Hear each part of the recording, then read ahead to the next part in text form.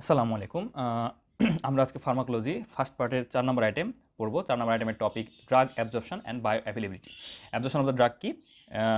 Definition, drug অ্যাবজর্পশনের definition, the passage of drug from its site of administration into the systemic circulation crossing the biological membrane or barrier.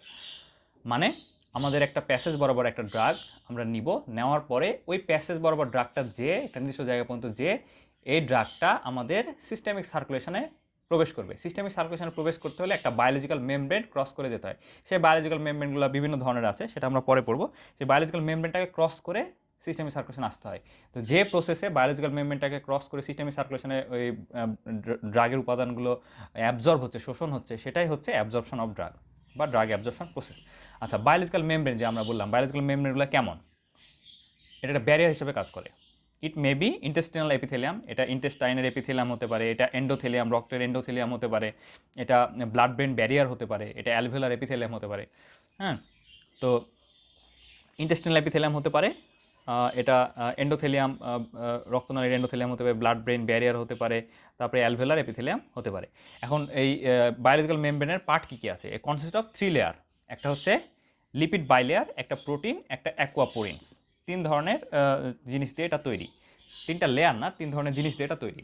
Lipid bilayer দিয়ে তৈরি হয়, proteins দিয়ে তৈরি হয় এবং অ্যাকুয়াপোরিনস দিয়ে তৈরি হয়। তো লিপিড বাইলেয়ারটা কি? লিপিড বাইলেয়ারটা ফসফোলিপিড এবং কোলেস্ট্রল দিয়ে তৈরি হয়। আমরা জানি লিপিড বাইলেয়ার বা সেল মেমব্রেন ফসফোলিপিড দিয়ে তৈরি হয় এবং কোলেস্ট্রল দিয়ে তৈরি হয়। আচ্ছা, আর প্রোটিন, প্রোটিনের মধ্যে ইন্টিগ্রাল প্রোটিন থাকতে পারে, পেরিফেরাল প্রোটিন থাকতে পারে। এটা বায়োলজিক্যাল মেমব্রেন হিসেবে কাজ করে, বায়োলজিক্যাল মেমব্রেনের একটা পার্ট। আর এটা হচ্ছে অ্যাকুয়াপোরিনস। অ্যাকুয়াপোরিনসটা কি? অ্যাকুয়াপোরিনস হচ্ছে একটা ছিদ্র, পোর্স। সেই ছিদ্রের মধ্যে আবার পানি থাকে, মানে ওয়াটার ফিল্ড পোর্স। এটা হচ্ছে অ্যাকুয়াপোরিনস। তাহলে বায়োলজিক্যাল মেমব্রেনের 3টা পার্ট। একটা হচ্ছে লিপিড বাইলেয়ার থাকবে, লিপিড বাইলেয়ার মধ্যে ফসফোলিপিড থাকবে এবং কোলেস্ট্রল থাকবে। প্রোটিনসের মধ্যে ইন্টেগ্রাল প্রোটিন আর পেরিফেরাল প্রোটিন। ইন্টেগ্রাল প্রোটিন মানে কি আর পেরিফেরাল প্রোটিন মানে কি? সেল মেমব্রেনের সবার বাইরের দিকে পেরিফেরাতে যে প্রোটিনগুলো ভাসমান অবস্থায় থাকে, যে প্রোটিনগুলো ঢুকে ঢুকে থাকে, সেগুলো হচ্ছে পেরিফেরাল প্রোটিন। আর ইন্টেগ্রাল প্রোটিন মানে এমন কিছু প্রোটিন যেগুলো সেল মেমব্রেনের ওই পাশেও থাকে, আউটার পাশেও থাকে, ইনার পাশেও থাকে, সেটাই হচ্ছে ইন্টেগ্রাল প্রোটিন। মানে একবারে দুই, মানে একবারে সেলের মধ্যে ঢুকে গেছে, ওই পারের পৃষ্ঠ এ পারের পৃষ্ঠ, দুই পৃষ্ঠ থেকে দেখা যাচ্ছে, সেটা হচ্ছে ইন্টেগ্রাল প্রোটিন। আর অ্যাকুয়াপোরেন্স, ওয়াটার ফিল্ড কিছু পোর্স আছে, সেগুলোকে বলা হয় অ্যাকুয়াপোরেন্স। আচ্ছা, ড্রাগ অ্যাবজর্পশনের আমরা এখানে তো ড্রাগ অ্যাবজর্পশন পড়বে এবং বায়োঅ্যাবিলিটি পড়বো। তো ড্রাগ অ্যাবজর্পশনের প্রসেসগুলো কী কী আছে? ড্রাগ অ্যাবজর্পশনের বেশ কিছু প্রসেস আছে, যেমন কিছু প্যাসিভ ট্রান্সপোর্ট, কিছু প্যাসিভ ট্রান্সপোর্ট আছে, কিছু অ্যাক্টিভ ট্রান্সপোর্ট আছে। বা সরি, কিছু প্যাসিভ ট্রান্সপোর্ট আছে, কিছু স্পেশালাইজড ট্রান্সপোর্ট আছে। প্যাসিভ ট্রান্সপোর্টে এনার্জি লাগে না, স্পেশালাইজড ট্রান্সপোর্টে কিছু কিছু ক্ষেত্রে এনার্জি লাগে। তো প্যাসিভ ট্রান্সপোর্টগুলো কী কী? এটা হচ্ছে কোনো কোনো কিছুই লাগবে না, অটোমেটিকই হবে, হ্যাঁ, স্বতঃস্ফূর্তভাবে হবে, সেটা হচ্ছে প্যাসিভ ট্রান্সপোর্ট। আর স্পেশালাইজড ট্রান্সপোর্ট এগুলো বিভিন্ন কারণে স্পেশালাইজড ট্রান্সপোর্টগুলো হবে। তো প্যাসিভ ট্রান্সপোর্টের মধ্যে সিম্পল ডিফিউশন আছে, যেটা সবচেয়ে বেশি কমন। আমাদের অধিকাংশ ড্রাগই সিম্পল ডিফিউশনের মাধ্যমে বডি অ্যাবজর্ব করে নেয়। এছাড়া ফিল্ট্রেশন আরেকটা প্রসেস, 2টা। আর স্পেশালাইজড ট্রান্সপোর্টটা কি? স্পেশালাইজড ট্রান্সপোর্টের মধ্যে আছে অ্যাক্টিভ ট্রান্সপোর্ট, খুবই ফাস্ট একটা প্রক্রিয়া এবং অ্যাক্টিভ ট্রান্সপোর্ট খুবই ফাস্ট হয়, কিন্তু অ্যাক্টিভ ট্রান্সপোর্টটা আমাদের বডিতে এসে একটু রেয়ার আর কি, অত হয় না, অ্যাক্টিভ ট্রান্সপোর্টটা অত ফ্রিকুয়েন্টলি হয় না। আরেকটা হচ্ছে ফ্যাসিলিটেড ডিফিউশন। ফ্যাসিলিটেড ডিফিউশন অনেকটা ডিফিউশনের মতোই, আচ্ছা ওটা আমরা পরে পড়বো। কিন্তু আমরা এই যে সিম্পল ডিফিউশনে কোনো এনার্জি লাগে না, কোনো ক্যারিয়ার প্রোটিন লাগে না। ফ্যাসিলিটেড ডিফিউশনে যদিও এনার্জি লাগে না, কিন্তু ক্যারিয়ার প্রোটিন বা ক্যারিয়ার মলিকুল লাগে, অক্সিজেন মূলত লাগে আর কি। তো ফ্যাসিলিটেড ডিফিউশন। এন্ডোসাইটোসিস আরেকটা হচ্ছে আয়ন পেয়ার ট্রান্সপোর্ট। এগুলো হচ্ছে স্পেশালাইজড ট্রান্সপোর্ট। তাহলে আমরা দেখলাম যে ড্রাগ অ্যাবজর্পশনে 2 ধরনের প্রসেস আছে। একটা হচ্ছে কিছু আছে প্যাসিভ ট্রান্সফার, আর কিছু আছে স্পেশালাইজড ট্রান্সপোর্ট। প্যাসিভ ট্রান্সপোর্টের মধ্যে আছে সিম্পল ডিফিউশন আর হচ্ছে ফিল্ট্রেশন। সিম্পল ডিফিউশন আর ফিল্ট্রেশন। আর স্পেশালাইজড ট্রান্সপোর্টের মধ্যে আছে অ্যাক্টিভ ট্রান্সপোর্ট, তারপর হচ্ছে ফ্যাসিলিটেড ডিফিউশন, এন্ডোসাইটোসিস, এন্ডোসাইটোসিস আবার এক্সোসাইটোসের উল্টা, এন্ডোসাইটোসিস, আর একটা হচ্ছে আয়ন পেয়ার ট্রান্সপোর্ট। আচ্ছা, এখন তাহলে আমরা সিম্পল ডিভিশনে পড়ি। সিম্পল ডিভিশন জিনিসটা কি? সিম্পল ডিভিশন হচ্ছে প্যাসেজ অফ ড্রাগ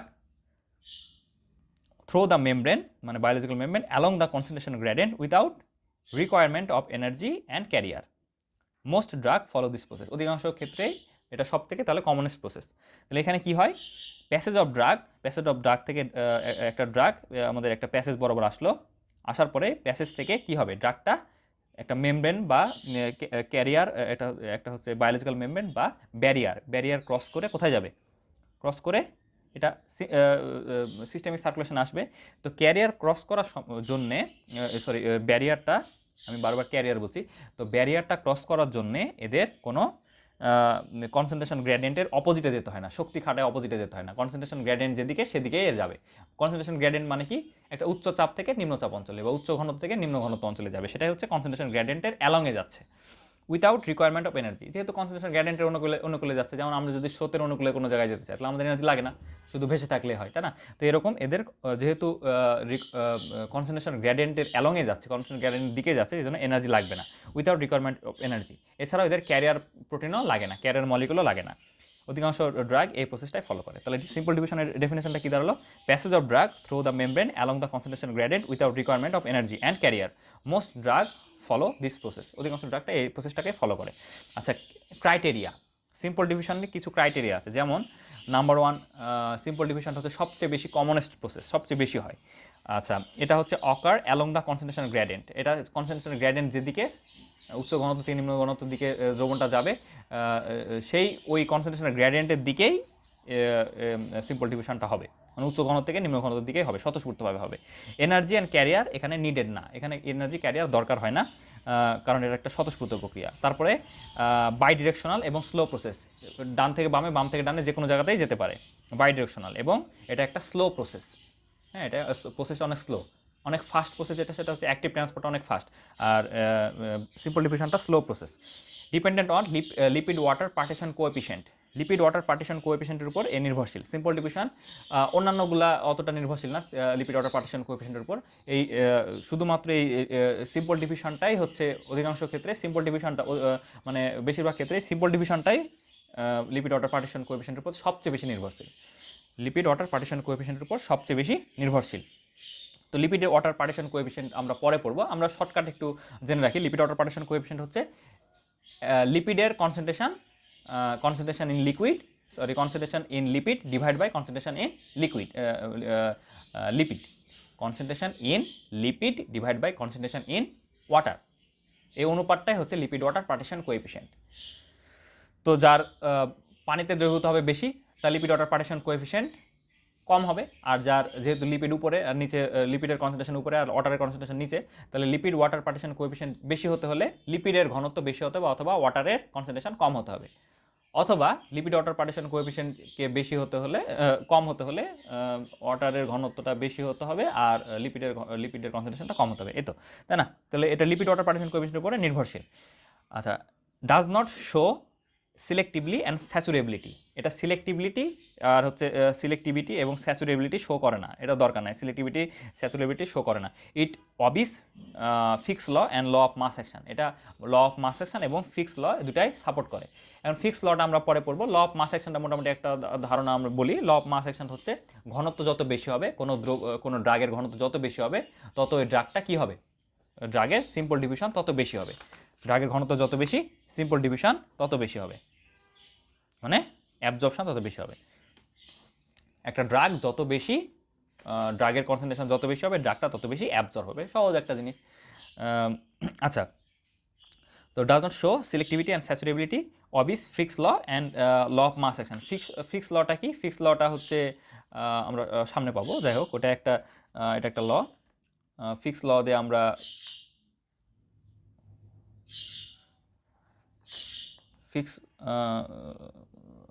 আমরা diffusion of the flux, diffusion আমরা বের করতে পারি, হ্যাঁ, diffusion of the flux.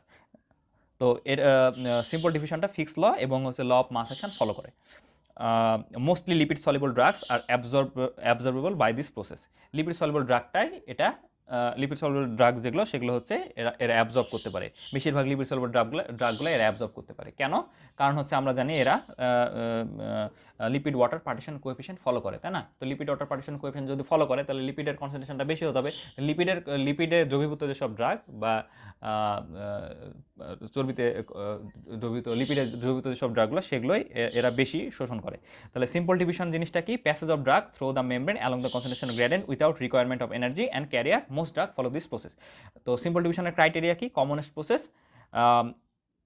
Occurs along the concentration গ্রেডিয়েন্টের দিকে যাবে, এনার্জি ক্যারিয়ার মলিকুল দরকার নেই, বাই ডিরেকশনাল যে কোনো দুই দিকে যেতে পারে, এবং স্লো প্রসেস, এটা হচ্ছে লিপিড ওয়াটার পার্টিশন কোএফিশিয়েন্টের উপর নির্ভরশীল। এর হচ্ছে সিলেক্টিভিটি নাই, স্যাচুরেবিলিটি নাই, এটা ফিক্স লকে ফলো করে এবং ল অফ মাস অ্যাকশনকে ফলো করে।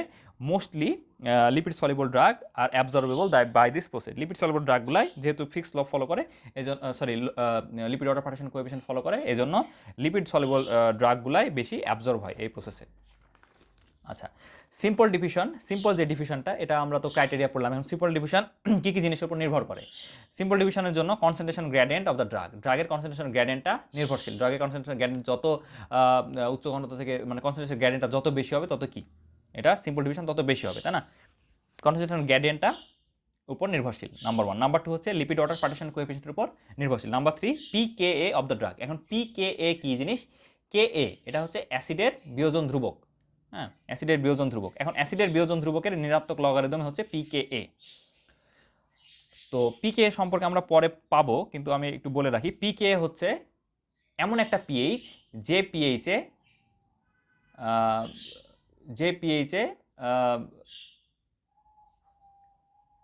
মানে যে পিএইচে আয়োনাইজড এবং আয়োনাইজিং মলিকিউলগুলো এবং আয়োনাইজড মলিকিউলগুলো সমান হবে। হ্যাঁ, দুটার অনুপাত 1 হবে। সেক্ষেত্রে যেখানে ডেফিনেশনটা আছে, মানে এখানে আছে the pKa of the drug is the pH that at which the concentration of ionised and non ionised বা আনআয়োনাইজড আর ইকুয়াল। নন আয়োনাইজড মলিকুল এবং আনআয়োনাইজড মলিকুল যেই পিএইচে সমান হবে সেই পিএইচটাই হচ্ছে পিকেএ। আচ্ছা, যাই হোক, তো আমরা ওখানে যে পড়বো ইনশাআল্লাহ। তো ডিফিউশন তাহলে 4টা জিনিসের উপর নির্ভর করে। একটা হচ্ছে কনসেন্ট্রেশন গ্রেডিয়েন্ট অফ দ্য ড্রাগের concentration gradient. Number 2 lipid water partition কোএফিশিয়েন্টের উপর নির্ভর করবে। ড্রাগের পিকেএ এর উপর নির্ভর করবে। আর এনভায়রনমেন্টের পিএইচ এর উপর নির্ভর করবে। আচ্ছা, যেহেতু পিকে এর উপর ড্রাগের পিকে এর উপর নির্ভর করছে, এই জন্য এনভায়রনমেন্টের পিএইচ এর উপরও নির্ভর করবে। Simple diffusion. আচ্ছা, সিম্পল ডিফিউশনের মাধ্যমে বডিতে অ্যাবজর্ব হয় এরকম কিছু ড্রাগের নাম। অধিকাংশ ড্রাগই তো সিম্পল ডিফিউশনের মাধ্যমে। তো আমরা অ্যাসপিরিন উদাহরণ দিব, aspirin, morphine, paracetamol, barbiturate, sulphonamide. Aspirin, morphine, paracetamol, barbiturate, sulphonamide এগুলো সিম্পল ডিফিউশনের মাধ্যমে বডিতে ট্রান্সপোর্ট হয় বা বডিতে অ্যাবজর্ব হয় আর কি। এরপরে ফিক্স লটা আমরা পড়ছিলাম যে সিম্পল ডিফিউশনের ক্ষেত্রে Fick's law of mass action follow করে। ফিক্স লটা কি? ফিক্স ল ক্ষেত্রে আমাদের ফিক্স লটা হচ্ছে ডিফিউশন, কতটুকু ডিফিউশন হবে, মানে সিম্পল ডিফিউশনটা কতটুকু হবে। তো এটার অ্যামাউন্টটা আমরা গাণিতিকভাবে প্রকাশ করতে পারি, যেমন diffusion of flux is equal to C1 minus C2। এখানে C1টা হচ্ছে হায়ার কনসেন্ট্রেশন, বেশি কনসেন্ট্রেশন। আমরা কনসেন্ট্রেশন গ্রেডিয়েন্ট হতে হলে অবশ্যই একটা হায়ার কনসেন্ট্রেশন থাকতে হবে, অবশ্যই একটা লোয়ার কনসেন্ট্রেশন থাকতে হবে। তাহলে হায়ার কনসেন্ট্রেশন থেকে লোয়ার কনসেন্ট্রেশনটাকে আমি বাদ দেবো। বাদ দেওয়ার পরে আমি এটাকে যে সারফেসে অ্যাবজর্পশন হচ্ছে সেই সারফেসের অ্যাবজর্পশন দিয়ে আমি গুণ করব এবং পারমিয়েবিলিটি, এই সারফেসের ওই উপাদানের একটা পারমিয়েবিলিটি কনস্ট্যান্টটা থাকবে। ওই পারমিয়েবিলিটি কনস্ট্যান্ট দিয়ে আমি গুণ করব, দিয়ে যেখানে অ্যাবজর্ব হচ্ছে তার থিকনেসকে দিয়ে আমি ভাগ করব। তাহলে আমি ডিফিউশন অফ ফ্লাক্স আমি পেয়ে যাব ফিক্স ল অনুযায়ী। তাহলে diffusion of flux is equal to higher concentration minus lower concentration into surface area of absorption into permeability constant divide by thickness across which diffusion occurs. আচ্ছা, law of mass action তখন বলছিলাম। তো এখানে কি আছে? ল of mass action হচ্ছে সহজ কথায় ড্রাগের কনসেন্ট্রেশন যত বেশি হবে ড্রাগটা তত বেশি অ্যাবজর্ব হবে। ল অফ মাস অ্যাকশন হচ্ছে the rate of reaction is directly proportional to the concentration of the reacting substance. The rate of reaction is directly proportional to the concentration of the reacting substance. This is that is, the more the concentration of the drug, more the absorption. যত বেশি concentration হবে, ড্রাগের concentration যত বেশি হবে তত বেশি absorption হবে। লিপিড ওয়াটার পার্টিশন কোএফিশিয়েন্টটা কি? এটা আমি মোটামুটি বলছিলাম যে এটা হচ্ছে লিপিড ওয়াটার পার্টিশন কোএফিশিয়েন্ট। দুইটা অনুপাত, একটা উপরের অনুপাত উপরে যেটা থাকবে সেটা হচ্ছে মানে লিপিড কনসেন্ট্রেশন ইন লিপিডের যে কনসেন্ট্রেশনটা সেটা উপরে থাকবে, আর নিচে থাকবে কনসেন্ট্রেশন ইন ওয়াটারের কনসেন্ট্রেশন। লিপিডের কনসেন্ট্রেশন ডিভাইড বাই ওয়াটারের কনসেন্ট্রেশন, এটাই হচ্ছে lipid water partition coefficient. This may be defined as the rate of concentration of drug in two immiscible phase মানে যে এমন দুইটা দ্রবণ, এমন দুইটা তরল, যে দুইটা তরল কেউ কারোর সাথে মিশবে না, সেটা হচ্ছে ইমমিসেবল ফেজ। তো দুটা ফেজ থাকবে, দুটা তরল থাকবে, তরল দুটা ফেজ থাকবে। তো সেই দুটা তরল আবার কেউ কারোর সাথে মিশবে না। তো it is defined as the rate, it is the rate of concentration. তার লিপিড ওয়াটার পার্টিশন কোএফিশিয়েন্ট কি? এটা একটা rate of concentration of drug in two immiscible phase, যেখানে একটা ফেজ সেটা হচ্ছে নন পোলার, আর একটা ফেজ হবে একটা ফেজ নন পোলার লিকুইড হবে, আর একটা ফেজ হবে পোলার। পোলারটা হবে ওয়াটার। তো নন পোলার যে লিকুইডটা বা অর্গানিক যে সলভেন্টটা, সেটা মেমব্রেনকে রিপ্রেজেন্ট করবে। আর আরেকটা যেটা অ্যাকুয়াস ফেজ যেটা আছে বা পোলার যে ফেজটা আছে, সেটার পিএইচ সাধারণত সাধারণত আমাদের প্লাজমার কাছাকাছি হয়, আমাদের প্লাজমার সমান হয় 7.4, যেটা আবার কাকে রিপ্রেজেন্ট করবে? সেটা প্লাজমাকে রিপ্রেজেন্ট করবে। The lipid water partition coefficient is the measure of relative affinity of drug. এটা রিলেটিভ অ্যাফিনিটি অফ ড্রাগের রিলেটিভ অ্যাফিনিটি, ড্রাগের রিলেটিভ অ্যাফিনিটিটা কেমন সেটা প্রকাশ করে for lipid and aqueous phase. Aqueous ফেজের জন্য ড্রাগের অ্যাফিনিটি কেমন, রিলেটিভ অ্যাফিনিটি কেমন, আর লিপিড ফেজের জন্য রিলেটিভ অ্যাফিনিটি কেমন। Lipid water partition coefficient is equal two concentration in lipid divided by concentration in water. Polarity of drug can be changed. একটা ড্রাগের পোলারিটি চেঞ্জ হতে পারে। কীভাবে চেঞ্জ হতে পারে? পোলারিটি যদি কম হয়, ড্রাগের পোলারিটি কম, আমরা জানি পোলার দ্রবণ পোলারের মধ্যে দ্রবীভূত হয়, তাহলে একটা ড্রাগের যদি পোলারিটি কম হয়, তাহলে কি ওর বিয়োজন ক্ষমতা কম, তাহলে ও কি করবে? পোলারিটি যদি কম হয়, ও হচ্ছে ওর বিয়োজন ক্ষমতা কমে যাবে। বিয়োজন ক্ষমতা কমে গেলে কি হবে?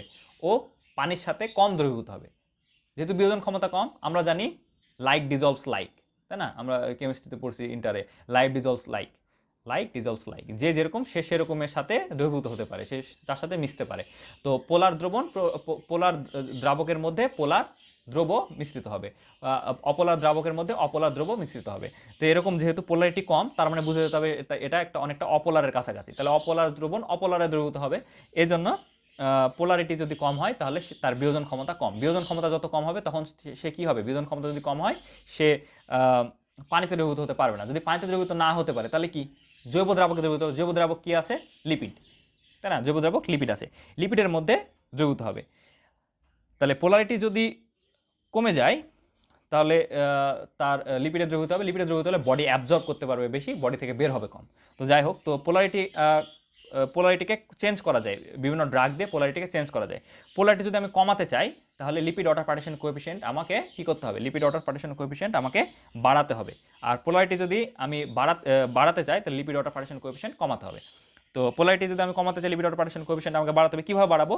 লিপোফিলিক যেসব গ্রুপ আছে, লিপোফিলিক ফ্যাটকে আকর্ষণ করে এরকম যেসব গ্রুপ আছে, সেগুলো আমি অ্যাড করব। যেমন ফিনাইল বা বিউটাইল এসব আমি গ্রুপকে অ্যাড করব, তাহলে পোলারিটি কমে যাবে।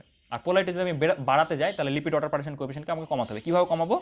কার্বক্সিলিক মূলক বা হচ্ছে হাইড্রক্সিল মূলক, NH2 মূলক, অ্যামোনিয়া মূলক, এসব গ্রুপ আমার অ্যাড করতে হবে, তাহলে পোলারিটি বেড়ে যাবে আর লিপিড ওয়াটার পার্টিশন কোএফিশিয়েন্ট কমে যাবে। ফিল্ট্রেশন একটা অ্যাবজর্পশন প্রসেস। এটা হচ্ছে একটা, আমরা জানি এটা হচ্ছে এটা প্যাসিভ, তাই না? Passive process, passive absorption, passive transfer process. ফিল্ট্রেশনের ডেফিনেশন কি? It is the process by which water soluble drugs, যেগুলো ওয়াটার সলিবল ড্রাগ আছে, of low molecular weight, water soluble drug হতে হবে এবং একই সাথে লো মলিকুলার ওয়েট হবে। তারা কি করবে? Cross the plasma membrane through aquaporins. তারা প্লাজমা মেমব্রেনকে ক্রস করবে, ওই যে ব্যারিয়ারকে ক্রস করবে, বা ওই যে মেমব্রেন ব্যারিয়ার, যেটা মেমব্রেন বা ব্যারিয়ারকে ক্রস করবে। কীভাবে বায়োলজিক্যাল ব্যারিয়ারকে ক্রস করবে? কীভাবে ক্রস করবে? অ্যাকুয়াপোরিনস দিয়ে। আমরা পড়লাম না বায়োলজিক্যাল মেমব্রেন বা ব্যারিয়ার কয়েক রকম, লিপিড বাইলেয়ার থাকতে পারে, প্রোটিন থাকতে পারে, অ্যাকুয়াপোরিনস থাকতে পারে। তো এটা হচ্ছে অ্যাকুয়াপোরিনস দিয়ে এরা ক্রস করবে। তাহলে ডেফিনেশনটা কী দাঁড়ালো? It is the process by which water soluble drugs of low molecular weight cross the plasma membrane through aquaporins. সেটাই হচ্ছে ফিল্ট্রেশন। ফিল্ট্রেশনে যথেষ্ট কিছু ক্রাইটেরিয়া আছে, যেমন এটা ফিল্ট্রেশনটা নির্ভর করে সাইজের উপর, ড্রাগ মলিকুলের সাইজের উপর। যদি ড্রাগ মলিকুলের সাইজ বেশি হয়, তাহলে কি ওই যে অ্যাকুয়াপোরিনসের ভিতর দিয়ে ঢুকতে পারবে না। তাহলে ড্রাগ মলিকুলের সাইজ যত ছোট হবে, তত অ্যাকুয়াপোরিনসের ভিতরে তত ঢুকতে যেতে পারবে, ফিল্ট্রেশন তত বেশি হবে। আর ড্রাগ মলিকুলের সাইজ যত বেশি হবে, বড় হবে, তত ফিল্ট্রেশন তত কম হবে। আর একটা বৈশিষ্ট্য কি, occurs along the concentration gradient, এটাও কনসেন্ট্রেশন গ্রেডিয়েন্ট যেদিকে উচ্চ চাপ থেকে নিম্ন চাপের দিকে যাবে বা উচ্চ ঘনত্ব থেকে নিম্ন ঘনত্বের দিকে যাবে কনসেন্ট্রেশন গ্রেডিয়েন্ট, এই কনসেন্ট্রেশন গ্রেডিয়েন্টের দিকেই এও যাবে, মানে এখানে কনসেন্ট্রেশন গ্রেডিয়েন্টের এগেনস্টে যাবে না, কনসেন্ট্রেশন গ্রেডিয়েন্ট যেখানে সেখানেই যাবে, সেভাবেই যাবে। Requires no carrier and energy, এখানে কোনো ক্যারিয়ারও দরকার নেই, কোনো এনার্জিরও দরকার নেই। Independent of lipid water partition coefficient, এটা লিপিড ওয়াটার পার্টিশন কোএফিসিয়েন্টের উপর নির্ভরশীল নয়। উদাহরণ কি, উদাহরণ হচ্ছে urea, ethyl glycol, ethanol, urea, ethyl glycol, ethanol, এগুলো হচ্ছে এগুলো হচ্ছে ফিল্ট্রেশন, এগুলো ফিল্ট্রেশনের উদাহরণ। এই ড্রাগগুলো ইউরিয়া, তারপর হচ্ছে ইথাইল গ্লাইকল, ইথানল, এগুলো হচ্ছে আমরা ফিল্ট্রেশন প্রসেসের মাধ্যমে এরা বডিতে অ্যাবজর্ব হয়। আচ্ছা, এরপর আমরা পড়বো অ্যাক্টিভ ট্রান্সপোর্ট, তার মানে আমরা স্পেশালাইজড ট্রান্সপোর্টে আমরা চলে আসলাম। স্পেশালাইজড ট্রান্সপোর্টের মধ্যে প্রথমে ছিল অ্যাক্টিভ ট্রান্সপোর্ট, তাই না? অ্যাক্টিভ ট্রান্সপোর্টটা এটা র্যাপিড প্রসেস। অ্যাক্টিভ ট্রান্সপোর্টটা কীভাবে হয়, এটা তো অবশ্যই বোঝা যাচ্ছে। অ্যাক্টিভ ট্রান্সপোর্ট মানে এনার্জি লাগবে, এখানে ক্যারিয়ার মলিকিউল লাগবে, আর কনসেন্ট্রেশন গ্রেডিয়েন্টের অপোজিটে যেতে হবে। স্রোতের অপোজিটে যেতে হলে কি হয়, আমাদের শক্তি লাগে না? স্রোতের দিকে যেতে হলে শক্তি লাগে না, স্রোতের অপোজিটে যেতে হলে শক্তি লাগবে। এবং অনেক সময় ক্যারিয়ারও লাগে। স্রোতের অপোজিটে আমি যেতে চাই, তাহলে আমি এমনি সাঁতার কেটে যেতে পারবো না, দেখা যাচ্ছে অনেক সময় নৌকা দিয়ে আমাকে যেতে হবে, তো ক্যারিয়ারও অনেক সময় লাগে অ্যাক্টিভ ট্রান্সপোর্টে। তো it is the process by which drug pass across the মেমব্রেনকে ক্রস করবে, এটাই তো কাজ। যে কোনো অ্যাবজর্পশনে মেমব্রেনকে ক্রস করবে, বায়োলজিক্যাল মেমব্রেনকে ক্রস করবে, কিন্তু কীভাবে ক্রস করছে? Across the membrane against the concentration gradient, concentration gradient যেদিকে তার অপোজিটে যাবে, মানে যেখানে উচ্চ চাপ থেকে নিম্ন চাপে যাওয়ার কথা, সে নিম্ন চাপ থেকে আবার উচ্চ চাপে যাচ্ছে, যেখানে তেল বেশি সেখানে তেল দিচ্ছে, মানে তেলা মাথায় তেল দিচ্ছে। তাহলে against the concentration gradient with the help of carrier, এখানে অবশ্যই ক্যারিয়ারের দরকার আছে, এবং expenditure of energy, concentration gradient এগেন্স্টে যাচ্ছে, তাহলে নৌকাও লাগবে, আবার এনার্জিও লাগবে, নৌকাতে ডিজেলও লাগবে, ডিজেল পেট্রোলও লাগবে, তাই না? তাহলে এগেন্স্ট দ্য কনসেন্ট্রেশন গ্রেডিয়েন্ট, তাহলে ডেফিনেশনটা কী দাঁড়ালো? It is the process by which drug pass across the membrane against the concentration gradient with the help of carrier and expenditure of energy. Common site কী কী? অ্যাক্টিভ ট্রান্সপোর্টের common site হচ্ছে neuronal membrane number 1, number 2 হচ্ছে choroid plexus, number 3 hepatocytes, number 4 renal tubular cell. Neural মেমব্রেনে হয়, নিউরনের যে membrane সেখানে হবে, করয়েড প্লেক্সাসে হবে, হেপাটোসাইটে হবে, লিভারের সেলগুলোতে হবে, রেনাল টিউবুলার সেলে হবে। অ্যাক্টিভ ট্রান্সপোর্ট হবে। আচ্ছা, ক্রাইটেরিয়া অ্যাক্টিভ ট্রান্সপোর্টের কী কী ক্রাইটেরিয়া আছে? নাম্বার 1, মুভমেন্ট অবশ্যই কনসেন্ট্রেশন গ্রেডিয়েন্টের এগেনস্টে যাবে। নাম্বার 2, তাহলে কনসেন্ট্রেশন গ্রেডিয়েন্টের এগেনস্টে যেতে হলে ক্যারিয়ার লাগবে, আবার এনার্জিও লাগবে, requires energy and carrier. Shows selectivity and saturability, ওই যে আমরা সিম্পল ডিফিউশনে দেখছিলাম সিলেক্টিভিটি স্যাচুরেবিলিটি শো করে না, কিন্তু এরা সিলেক্টিভিটি স্যাচুরেবিলিটি শো করবে। Depend on lipid water partition coefficient, lipid water partition কোএফিসিয়েন্টের উপর নির্ভরশীল, লিপিড ওয়াটার পার্টিশন কোএফিসিয়েন্টের উপর নির্ভরশীল। সিম্পল ডিফিউশনে যেরকম নির্ভরশীল ছিল, এও এরকম লিপিড ওয়াটার পার্টিশন কোএফিসিয়েন্টের উপর নির্ভরশীল।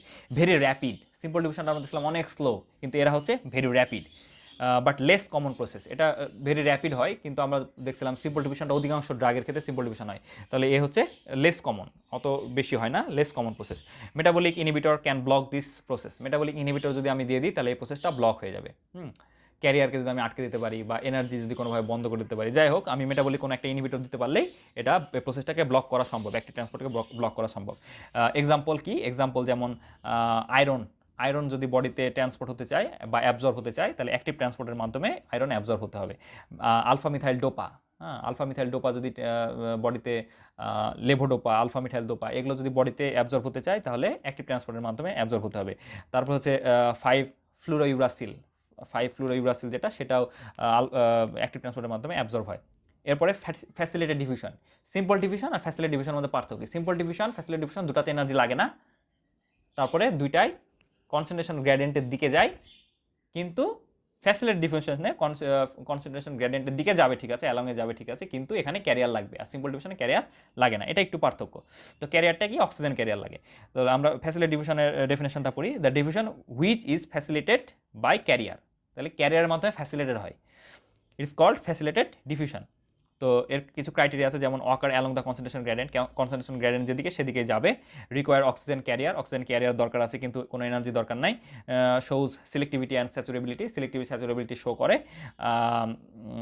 Depends independent of lipid water partition কোএফিসিয়েন্টের উপর নির্ভরশীল না।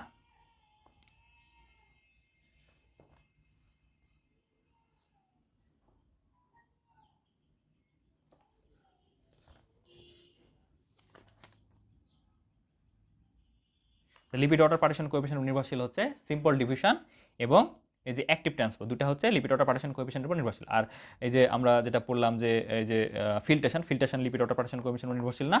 আবার এই যে ফ্যাসিলেট ডিভিশন সেটাও লিপিড ওয়াটার পার্টিশন কোএফিশিয়েন্টের উপর নির্ভরশীল না। এক্সাম্পল কি? এক্সাম্পল যেমন টেট্রাসাইক্লিন, তারপরে হচ্ছে ভিটামিন B12, গ্লুকোজ, এগুলো হচ্ছে ফ্যাসিলেট ডিভিশনের উদাহরণ। এইসব ড্রাগ আমাদের বডিতে ফ্যাসিলেট ডিভিশন প্রক্রিয়ার মাধ্যমে অ্যাবজর্ব হবে। আচ্ছা, এরপর হচ্ছে এন্ডোসাইটোসিস। এন্ডোসাইটোসিস মানে কি? বায়োলজিক্যাল মেমব্রেন যদি ক্ষণপদের মাধ্যমে বা কোনো কিছুর মাধ্যমে একটা উপাদানকে বডির মধ্যে ভিতরে ঢুকায় নিয়ে ওইটা সেলের মধ্যে ভিতরে যদি রিলিজ করে, তাহলে সেটা হবে এন্ডোসাইটোসিস। আর সেলের ভিতর থেকে কোনো একটা জিনিস সেল মেমব্রেন যদি এনগাল্ফ করে নেয়, খেয়ে নেয়, তারপরে ওটাকে আবার যদি সেলের বাইরে বের করে দেয়, সেটা হবে এক্সোসাইটোসিস। তাহলে সেলের ভিতরে ঢোকানো হচ্ছে এন্ডোসাইটোসিস, আর সেল থেকে বাইরে বের হওয়া হচ্ছে এক্সোসাইটোসিস। তো এন্ডোসাইটোসিস আবার দুই রকম। যদি সেলের ভিতরে যে পদার্থটা ঢোকাচ্ছে সেটা যদি কঠিন পদার্থ হয়, তার মানে বুঝতে হবে যে সেল কোন একটা জিনিস খাবার খাচ্ছে, কঠিন জিনিস খাচ্ছে। আর যদি তরল পদার্থ হয়, তাহলে বুঝতে হবে সেল কোন একটা জিনিস তরল পদার্থ ড্রিঙ্ক করছে। তো সেল ইটিংকে বলা হয় ফ্যাগোসাইটোসিস, আর সেল ড্রিঙ্কিংকে বলা হয় পিনোসাইটোসিস। তো আমরা পড়ি এন্ডোসাইটোসিসের ডেফিনেশন কি? It is the process by which drug is engulfed by the cell membrane. প্রথমে সেল মেমব্রেন এনগাল্ভ করবে ড্রাগটাকে, তারপরে রিলিজ ইন্ট্রাসেলুলারলি, এনগাল্ভ করলো সেল মেমব্রেন, এরপরে সেলের ভিতরে রিলিজ করবে, সেটা হচ্ছে এন্ডোসাইটোসিস। দুই ধরনের, একটা হচ্ছে পিনোসাইটোসিস, একটা হচ্ছে ফ্যাগোসাইটোসিস। পিনোসাইটোসিস হচ্ছে সেল ড্রিঙ্কিং, তরল পদার্থ যদি ভিতরে ঢুকায় নেয়, আর ফ্যাগোসাইটোসিস হচ্ছে সেল ইটিং, যদি কঠিন পদার্থ ভিতরে ঢুকায় নেয়। ক্রাইটেরিয়াটা কি? এন্ডোসাইটোসিসের বেশ কিছু ক্রাইটেরিয়া আছে, যেমন রিকোয়ার এনার্জি। এন্ডোসাইটোসিসে অবশ্যই এনার্জি লাগবে, রিকোয়ার্স এনার্জি, এটা আমাদের অনেক সময় মনে থাকে না। রিকোয়ার এনার্জি, এন্ডোসাইটোসিসে অবশ্যই এনার্জি লাগবে। Requires calcium ion and contractile element, অবশ্যই এখানে ক্যালসিয়াম আয়ন থাকতে হবে এবং অবশ্যই কন্ট্রাক্টাইল এলিমেন্ট থাকতে হবে, যে কন্ট্রাক্ট করতে পারবে। Independent of lipid water partition coefficient, lipid water partition কোএফিশিয়েন্টের উপর নির্ভরশীল না। তাহলে লিপিড ওয়াটার পার্টিশন কোএফিশিয়েন্ট কার উপর নির্ভরশীল, মানে কোন ক্ষেত্রে এটা নির্ভরশীল? এটা হচ্ছে নাম্বার 1 অ্যাক্টিভ ট্রান্সপোর্ট, আর নাম্বার 2 হচ্ছে সিম্পল ডিভিশন। দুটার ক্ষেত্রে লিপিড ওয়াটার পার্টিশন কোএফিশিয়েন্টের উপর নির্ভরশীল, বাকিগুলো কিন্তু নির্ভরশীল না, এরা ইন্ডিপেন্ডেন্ট। লিপিড ওয়াটার পার্টিশন কোএফিশিয়েন্টের কোনো ঝামেলা নাই, ওর হচ্ছে ওর কোনো কিছু যায় আসে না। এক্সাম্পল কি? ইনসুলিন এবং অ্যামাইনোগ্লাইকোসাইড। ইনসুলিন আর অ্যামাইনোগ্লাইকোসাইড হচ্ছে এন্ডোসাইটোসিস প্রক্রিয়ায় বডিতে অ্যাবজর্পশন হয়। এরপরে আরেকটা লাস্টে যেটা আমরা পড়ছিলাম যে স্পেশালাইজড ট্রান্সপোর্টের মধ্যে লাস্টে ছিল ion pair transport. Ion pair ট্রান্সপোর্টটা কীভাবে হয়? আয়ন পেয়ার ট্রান্সপোর্টের আমরা ডেফিনেশন পড়ি। আয়ন পেয়ার ট্রান্সপোর্টটা হচ্ছে কিছু লাইটলি আয়োনাইজড ড্রাগ আছে, কিছু ড্রাগ আছে লাইটলি আয়োনাইজড ড্রাগ, মানে আয়োনাইজড কিন্তু খুব বেশি আয়োনাইজড না। যেহেতু আয়োনাইজড, তাহলে আমরা বুঝবো এদের পোলারিটি কেমন।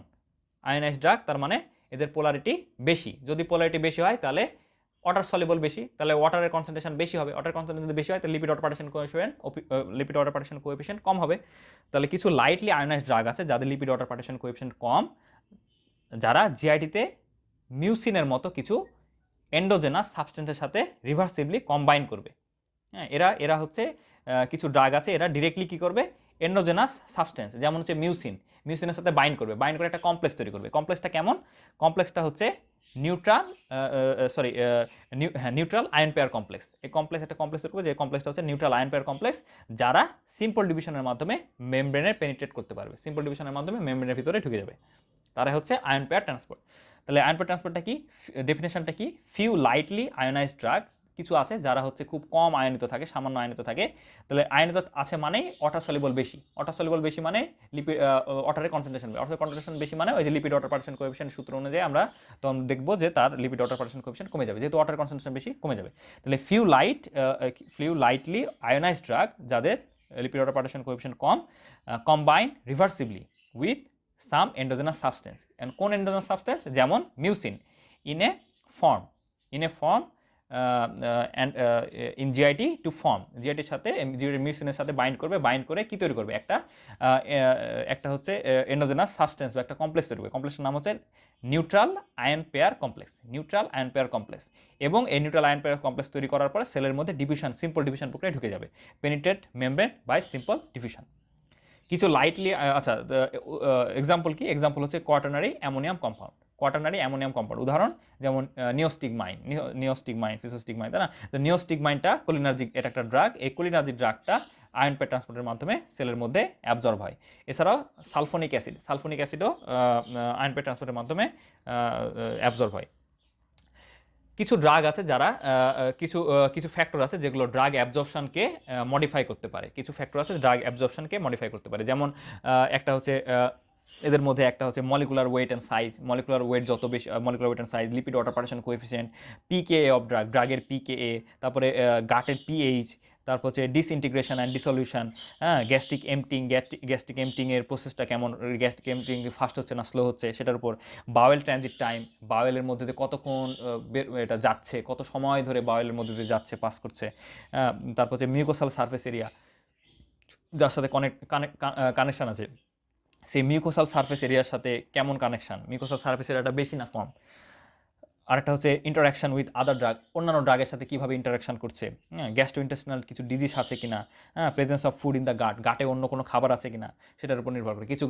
কিছু খাবার যদি গাটে খাবার থাকে কিছু ড্রাগ খুব বেশি অ্যাবজর্ব হয়, কিছু খাবার আর কিছু ওষুধ আছে যে কিছু ড্রাগ আছে যেগুলো গাটে খাবার না থাকলে ভালো অ্যাবজর্পশন হয়। তো যাদের গাটে খাবার থাকলে বেশি অ্যাবজর্পশন হয় সেগুলো হচ্ছে ভরা পেটে সেগুলোকে খেতে বলা হয়, মানে খাওয়ার পরে সে ড্রাগগুলো খেতে বলা হয়। যেসব ড্রাগ খালি পেটে ভালো অ্যাবজর্পশন হয় তাদেরকে সেসব ড্রাগকে বলা হয় যে খালি পেটে খাবেন। আচ্ছা, তো ফ্যাক্টরগুলো আমরা একটু আলোচনা করি। মলিকুলার ওয়েট অ্যান্ড সাইজ খুব ভালো মতো বোঝা যাচ্ছে, মলিকুলার ওয়েট যত বেশি হবে ড্রাগের অ্যাবজর্পশন তত কম হবে, মলিকুলার ওয়েট যত কম হবে ড্রাগের অ্যাবজর্পশন বেশি হবে। এই জন্য smaller size more absorption, larger size small absorption. Low molecular weight যেমন হচ্ছে 100 থেকে 150 ডাল্টন, সেগুলো হচ্ছে pass through the small pores of the এপিথেলিয়ামের ওই যে অ্যাকুয়া পোরিস বা ছোটো পোরগুলো দিয়ে খুব দ্রুত খুব সহজে পার হয়ে যেতে পারে। লিপিড ওয়াটার পার্টিশন কোএফিসিয়েন্ট জিনিসটা কি এটা আমি মোটামুটি বলছি। লিপিড ওয়াটার পার্টিশন কোএফিসিয়েন্ট হচ্ছে যেসব ড্রাগ কী হবে, লিপিড ওয়াটার পার্টিশন কোএফিসিয়েন্ট বেশি হবে, যাদের বেশি হবে তাহলে কি বেশি দুইভাবে হতে পারে, একটা হচ্ছে ওয়াটারের কনসেন্ট্রেশন কম এবং আরেকটা হতে পারে লিপিডের কনসেন্ট্রেশন বেশি। তো লিপিডের কনসেন্ট্রেশন বেশি, ওয়াটার কনসেন্ট্রেশন কম মানে কি, ওয়াটার কনসেন্ট্রেশন কম লিপিডের কনসেন্ট্রেশন বেশি মানে বোঝা যাচ্ছে যে পোলার দ্রাবকে দ্রবীভূত হচ্ছে, অপোলার দ্রাবকে দ্রবীভূত হচ্ছে, পোলার দ্রাবকে কম বিয়োজিত হচ্ছে। তো পোলার দ্রাবকে কম বিয়োজিত হচ্ছে মানে অপোলার দ্রাবকে বেশি দ্রবীভূত হচ্ছে। অপোলার দ্রাবক মানে লিপিডে বেশি দ্রবীভূত হচ্ছে। লিপিডে বেশি দ্রবীভূত হলে কি হবে, বডি অ্যাবজর্ব করতে পারবে খুব বেশি, বডির মধ্যে থাকবে বেশি। আর ওয়াটারে যেহেতু দ্রবীভূত কম হচ্ছে তাহলে পানির মাধ্যমে প্রস্রাবের মাধ্যমে বের হবে কম, হ্যাঁ, তাহলে সেসব ড্রাগের অ্যাবজর্পশন বেশি হবে। তো যেসব ড্রাগের লিপিড ওয়াটার পার্টিশন কোএফিসিয়েন্ট বেশি থাকবে সেসব ড্রাগ আমি বুঝে নেব যে ওয়াটারে দ্রবীভূত হচ্ছে কম, যেহেতু ওয়াটার দ্রবীভূত কম হচ্ছে, বিয়োজিত কম হচ্ছে, তাহলে লিপিডের বেশি দ্রবীভূত হবে, লিপিডে যত বেশি দ্রবীভূত হবে তত বডিতে অ্যাবজর্ব হবে বেশি, তত এক্সক্রিশন হবে কম। আর যেসব ড্রাগের লিপিড ওয়াটার পার্টিশন কোএফিসিয়েন্ট কম থাকবে সেসব ড্রাগ অ্যাবজর্পশন কম হবে। লিপিড ওয়াটার পার্টিশন কোএফিসিয়েন্ট বেশি হলে অ্যাবজর্পশন বেশি হবে, লিপিড ওয়াটার পার্টিশন কোএফিসিয়েন্ট কম হলে অ্যাবজর্পশন কম হবে। আচ্ছা, পিকেএ অফ ড্রাগ, এখানে আমরা পিকে সম্পর্কে পড়ব। কে জিনিসটা কি, এতে বলা হয় অ্যাসিড, আর কে মানে হচ্ছে আয়োনাইজিং কনস্ট্যান্ট, এটা একটা আয়োনাইজিং কনস্ট্যান্ট মানে বিয়োজনের হার, কতটুকু বিয়োজন হচ্ছে একক সময় কতটুকু বিয়োজন হচ্ছে সেটা হচ্ছে বিয়োজনের হার। তো আর পিকে কি আমরা জানি, পিএইচ, পি মানে হচ্ছে নেগেটিভ লগারিদম, যেটার পিকে যদি হয় তাহলে কে এর নেগেটিভ লগারিদম, তাহলে কে এ হচ্ছে আয়োনাইজিং কনস্ট্যান্ট, অ্যাসিডের আয়োনাইজিং কনস্ট্যান্ট, এবং পিকে মানে হচ্ছে negative logarithm of K A comes from the word acid. আচ্ছা, পিকে অফ ড্রাগটা কি, এটা হচ্ছে সেই পিএইচ যেই পিএইচে আয়োনাইজড সাবস্টেন্স এবং নন আয়োনাইজড সাবস্টেন্স, আয়োনাইজড ফর্ম নন আয়োনাইজড ফর্ম দুটাই সমান হবে, যে পিএইচে আয়োনাইজড ফর্ম নন আয়োনাইজড ফর্ম সমান হবে, 50-50 হবে, সেই পিএইচটাই হচ্ছে পিকেএ। তাহলে ডেফিনেশন এখানে কি বলছে, the pKa of drug is that pH at which the concentration of ionised and unionised form are equal when the pH of the gut is the same as the pKa of the drug. যখন pH আর pK সমান হবে তখন কি হবে, ionised এবং নন ionised molecule কী হয়ে যাবে, 1:1 হয়ে যাবে, তাই না? ওটা তো আমরা বললাম। পিকেএ হচ্ছে সেই পিএইচ যেই পিএইচে আনআয়োনাইজড ফর্ম এবং আয়োনাইজড ফর্ম দুটাই সমান হবে, তাই না? দুটাই সমান হবে, ইকুয়াল হবে।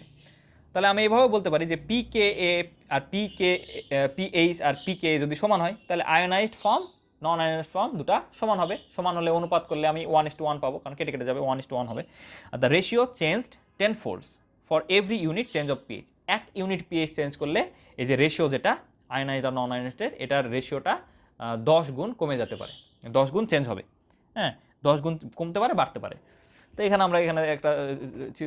একটা ইসে দেখানো হয়েছে পিএইচ এবং আয়োনাইজেশন, যেমন পিকে যদি 2 ইউনিট হয় তাহলে আয়োনাইজড আর নন আয়োনাইজড অ্যাসিডের ক্ষেত্রে এটা 100:1, আর বেসের ক্ষেত্রে দেখা গেছে নন আয়োনাইজড আর আয়োনাইজড হচ্ছে 1:100। এখন পিএইচ 1 চেঞ্জ করলাম, 2 থেকে 1 করে ফেললাম, তাহলে এই যে 10 গুণ চেঞ্জ হয়ে গেল, 100 থেকে কি হয়ে গেল 100/1 মানে কি 100, এটা 10 গুণ চেঞ্জ হয়ে গেল মানে 10/1 মানে 10 হয়ে গেল। আবার এরকম 1/100 1/10 হয়ে গেল, 10 গুণ চেঞ্জ হয়ে গেল। আর পিকেএ আর পিএইচ যদি সমান হয় তাহলে অ্যাসিডিক ড্রাগের আয়োনাইজড নন আয়োনাইজড দুটাই 1:1 হয়ে যাবে, বেসিক ড্রাগেরও আয়োনাইজড নন আয়োনাইজড 1:1 হয়ে যাবে, তখন পিকেএ আর পিএইচ সমান হবে। আচ্ছা এক্সাম্পল, যেমন অ্যাসপিরিনের কোন পিএইচে পিকেএ আর পিএইচ সমান হবে? অ্যাসপিরিনের কোন পিএইচে কত পিএইচে পিকেএ আর পিএইচ সমান হবে? 3.5 পিএইচ হলে পিকেএ আর পিএইচ সমান হবে, একই হবে, এবং সেখানে আয়োনাইজড এবং নন আয়োনাইজডের ফর্মের অনুপাতও সমান হবে। আমরা দেখলাম যে পিএইচ যদি আমি 3.5 দিই তাহলে আয়োনাইজড হচ্ছে 50, নন আয়োনাইজড 50, আয়োনাইজডও 50, সমান সমান হয়ে যাবে। তাহলে অ্যাসপিরিনের পিকেএ তাহলে কত? 3.5। যে পিএইচে আয়োনাইজড ফর্ম এবং নন আয়োনাইজড ফর্ম সমান হয়ে যায় সেটাই হচ্ছে পিকেএ। যে পিএইচে, আবার বলছি, যে পিএইচে আয়োনাইজড ফর্ম এবং নন আয়োনাইজড ফর্ম দুটা অনুপাত সমান হয় সেটাই হচ্ছে কি? দুটা সমান হয়, অনুপাত সমান না, দুটা সমান হয়, সেটাই হচ্ছে পিকেএ। তাহলে আমরা দেখতে পাচ্ছি অ্যাসপিরিনের 3.5 পিএইচে আয়োনাইজড ফর্ম নন আয়োনাইজড ফর্ম দুটাই সমান, তাহলে আমরা বলতে পারি যে অ্যাসপিরিনের পিকেএ হচ্ছে 3.5। আচ্ছা এটা আমার বুঝতে অনেক সময় লাগছিল, এই জন্য বোঝাতে হয়তো একটু বেশি বললাম কিনা, এক জিনিস বারবার বললাম কিনা, যাই হোক। ইট ইজ ইন গ্যাস্ট্রিক পিএইচে amount of ionised form of drug aspirin is more and absorbed is more. এখানে একটা জিনিস হচ্ছে যেটা মনে রাখতে হবে, সেটা হচ্ছে যদি একটা অ্যাসিডের দ্রবণে একটা অ্যাসিড রাখি, সেই অ্যাসিডের বিয়োজন ক্ষমতা কমে যাবে। একটা ক্ষারের দ্রবণের মধ্যে যদি একটা অ্যাসিড রাখি বা একটা অ্যাসিডের দ্রবণের মধ্যে যদি একটা ক্ষার রাখি তাহলে বিয়োজন দ্রবক বাড়বে, বিয়োজন ক্ষমতা বাড়বে। এটা বুঝতে পারলে এটা বোঝার কথা। In gastric pH the amount of ionised form of drug aspirin is more and absorption is more.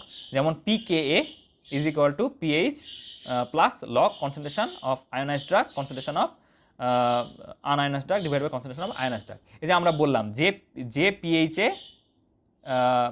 পিএইচে concentration of ionised drug এবং concentration of non ionised drug দুটার অনুপাত সমান হবে, এক হবে, হ্যাঁ, অনুপাতটা 1:1 হবে, সেক্ষেত্রে পিএইচ আর পিকে সমান হবে। কিভাবে হয়? এই যে কনসেন্ট্রেশন অফ আয়োনাইজড ড্রাগ এটা মনে করি 50, concentration of non ionised drug 50, ionised drug 50, যে পিএইচে এই যে এই দুটা সমান হলো, আয়োনাইজড নন আয়োনাইজড ড্রাগ এর ফর্ম সমান হলো, তাহলে 50-50 কেটে 1 হবে, 1:1 মানে লগ 1 মানে 0, তাহলে 0 কেটে বাদ হয়ে যাবে, পিএইচ পিকে সমান হবে। আশা করি এখন ক্লিয়ার হয়েছে।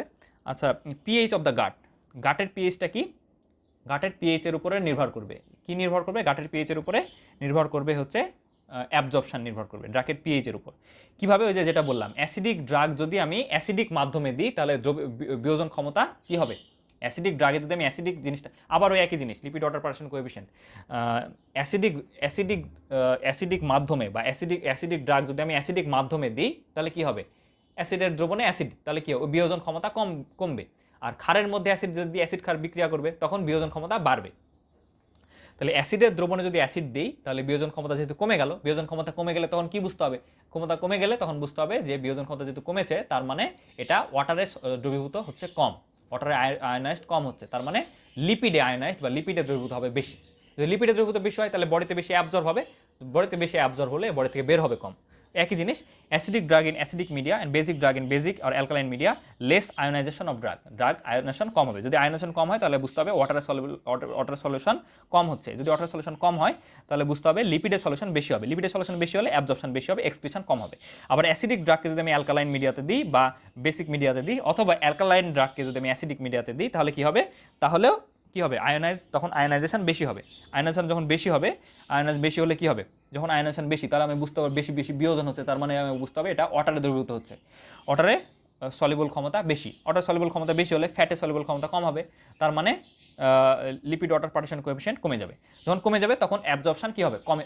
লিপিড ওয়াটার পার্টিশন কোএফিসিয়েন্ট কমা মানে অ্যাবজর্পশন কমে যাবে, অ্যাবজর্পশন কমা মানে এক্সক্রিশন বেশি হবে, বেশি বের হয়ে যাবে। আচ্ছা, ডিসইন্টিগ্রেশন অ্যান্ড ডিসলিউশনটা কি?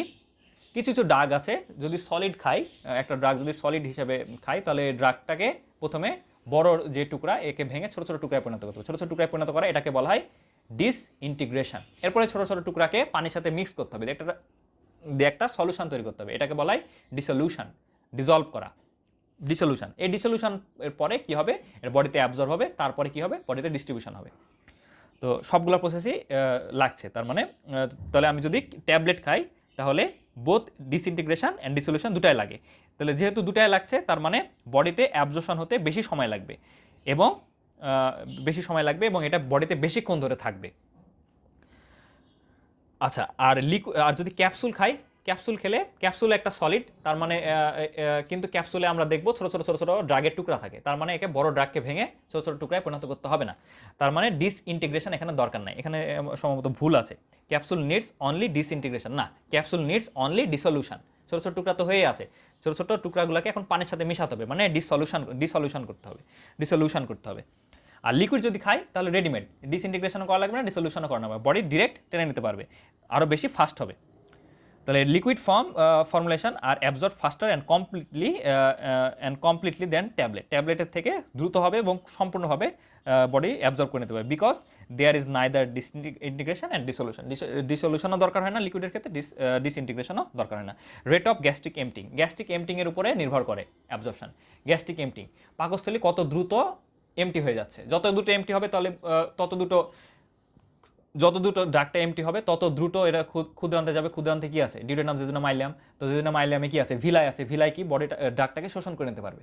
তো আর ড্রাগটা যত বেশি পাকস্থলী জমা থাকবে তত কি হবে, পাকস্থলী এমটি হচ্ছে না, যত বেশিক্ষণ জমা থাকবে ওটা ক্ষুদ্রান্তে যেতে সময় লাগবে বেশি, যত বেশি দেরি হবে তত কি হবে, এটি ভিলায় যেতে দেরি হবে, ভিলায় যেতে দেরি হলে এটা অ্যাবজর্পশন করতেও দেরি হবে।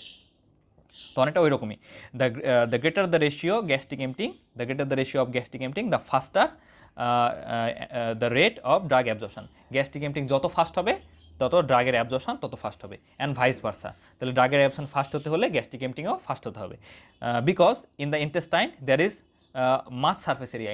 ইন্টেস্টাইনে কি আছে, ভিলাই আছে, ভিলাই মানে সারফেস এরিয়াটা বেড়ে যাবে, বেশি অ্যাবজর্পশন হবে। আচ্ছা, ফ্যাক্টরস ইনফ্লুয়েন্স গ্যাস্ট্রিক এমটিং। এখন গ্যাস্ট্রিক এমটিংকে কী কী ফ্যাক্টর ইনফ্লুয়েন্স করে, মানে পাকস্থলী থেকে খাবার তাড়াতাড়ি বের করে দেবে, ক্ষুদ্রান্তে পাঠিয়ে দেবে। কিছু কিছু ফ্যাক্টর আছে পাকস্থলীতে খাবার ক্ষুদ্রান্তে বের হতে দেরি করবে। তো কিছু ফিজিওলজিক্যাল ফ্যাক্টর আছে, কিছু প্যাথোলজিক্যাল ফ্যাক্টর আছে, কিছু ফার্মাকোলজিক্যাল ফ্যাক্টর আছে। ফার্মাকোলজিক্যাল মানে ড্রাগ, ফিজিওলজিক্যাল মানে আমাদের নিজস্ব জিনিসপত্র, আর প্যাথোলজিক্যাল মানে হচ্ছে কিছু অসুখ। যেমন ফিজিওলজিক্যাল ফ্যাক্টরের ক্ষেত্রে আমরা যদি দেখি, গ্যাস্ট্রিক এমটিং মানে পাকস্থলীকে খালি করা বাড়ায় দেয়। কিভাবে, লিকুইড যদি আমি খাই, লিকুইড যদি খেলে কি হয়, এখানে ডিসইন্টিগ্রেশনও দরকার নেই, ডিসলিউশনও দরকার নেই, লিকুইডটা ডিরেক্ট অ্যাবজর্পশন হয়ে যাবে এবং সম্পূর্ণ অ্যাবজর্পশন আসবে। তো এখানে ভাঙাভাঙি করার জন্য সময় নষ্ট করে লাভ নাই, তাই না?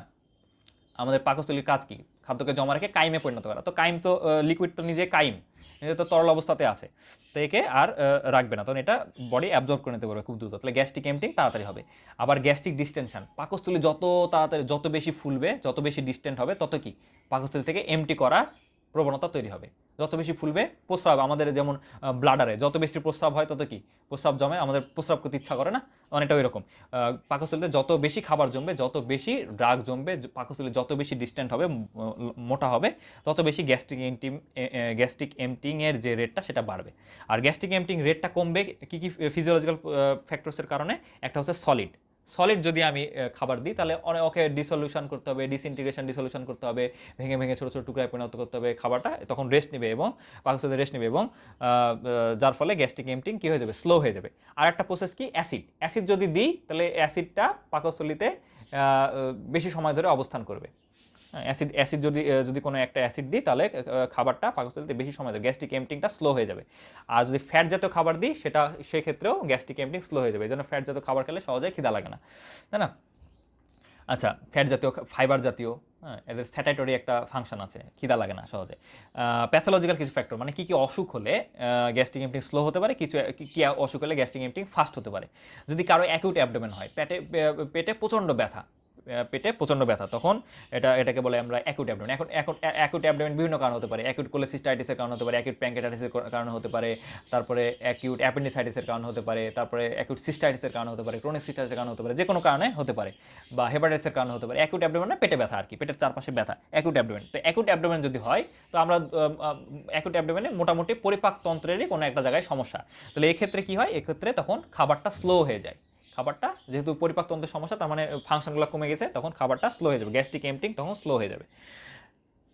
ট্রমা অথবা পেইন, যদি পেইন হয় বা ট্রমার মধ্যে কেউ থাকে, তাহলে গ্যাস্ট্রিক এমপ্টিংটা স্লো হয়ে যায়।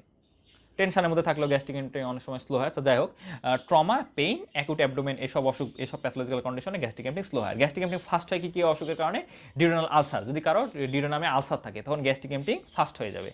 গ্যাস্ট্রিক এমপ্টিং ফাস্ট হয়, ডিউডেনাল আলসার থাকলে গ্যাস্ট্রিক এমপ্টিং ফাস্ট হবে। আর ক্রনিক প্যাঙ্ক্রিয়াটাইটিস হলে গ্যাস্ট্রিক এমপ্টিং ফাস্ট হবে। প্যাথোলজিক্যাল ফার্মাকোলজিক্যাল কিছু কারণ আছে, যেমন কিছু ড্রাগ দিলে গ্যাস্ট্রিক এমপ্টিং ফাস্ট হয়, কিছু ড্রাগ দিলে গ্যাস্ট্রিক এমপ্টিং স্লো হয়। যেমন কোলিনার্জিক ড্রাগ যদি আমি দিই, গ্যাস্ট্রিক এমপ্টিং ফাস্ট হবে, খুব দ্রুত গ্যাস্ট্রিক এমপ্টিং ফাস্ট হবে, স্টোমাক ফাঁকা হয়ে যাবে, খুব দ্রুত খাবার পরিপাক হবে আর কি, ড্রাগটাও খুব দ্রুত মানে পার হয়ে যাবে, গ্যাস্ট্রিক এমপ্টিং ফাস্ট হয়ে যাবে যদি আমি কোলিনার্জিক ড্রাগ দিই। তাহলে কোলিনার্জিক ড্রাগের অপোজিট কি? Anti cholinergic drug. তাহলে আমি অ্যান্টি কোলিনার্জিক ড্রাগ যদি দিই, তাহলে গ্যাস্ট্রিক এমপ্টিং স্লো হয়ে যাবে, যেমন অ্যাট্রোপিন, মরফিন। আবার ডমপেরিডন দিলে গ্যাস্ট্রিক এমপ্টিং ফাস্ট হয়। আবার মেটোক্লোপ্রোমাইড যদি দিই, তাহলেও গ্যাস্ট্রিক এমপ্টিং ফাস্ট হবে। বাওয়েল ট্রানজিট টাইম, বাওয়েলটা আমাদের বৃহদন্ত্রের মধ্যে দিয়ে কত সময় ধরে পাস করছে, বা আমাদের ক্ষুদ্রান্ত বৃহদন্ত্রের মধ্যে দিয়ে কত সময় ধরে বাওয়েলটা পাস করছে, যত বেশি সময় ধরে পাস করবে, তত বেশি সংস্পর্শে থাকছে ভিলায়ের, তত বেশি অ্যাবজর্পশন হবে।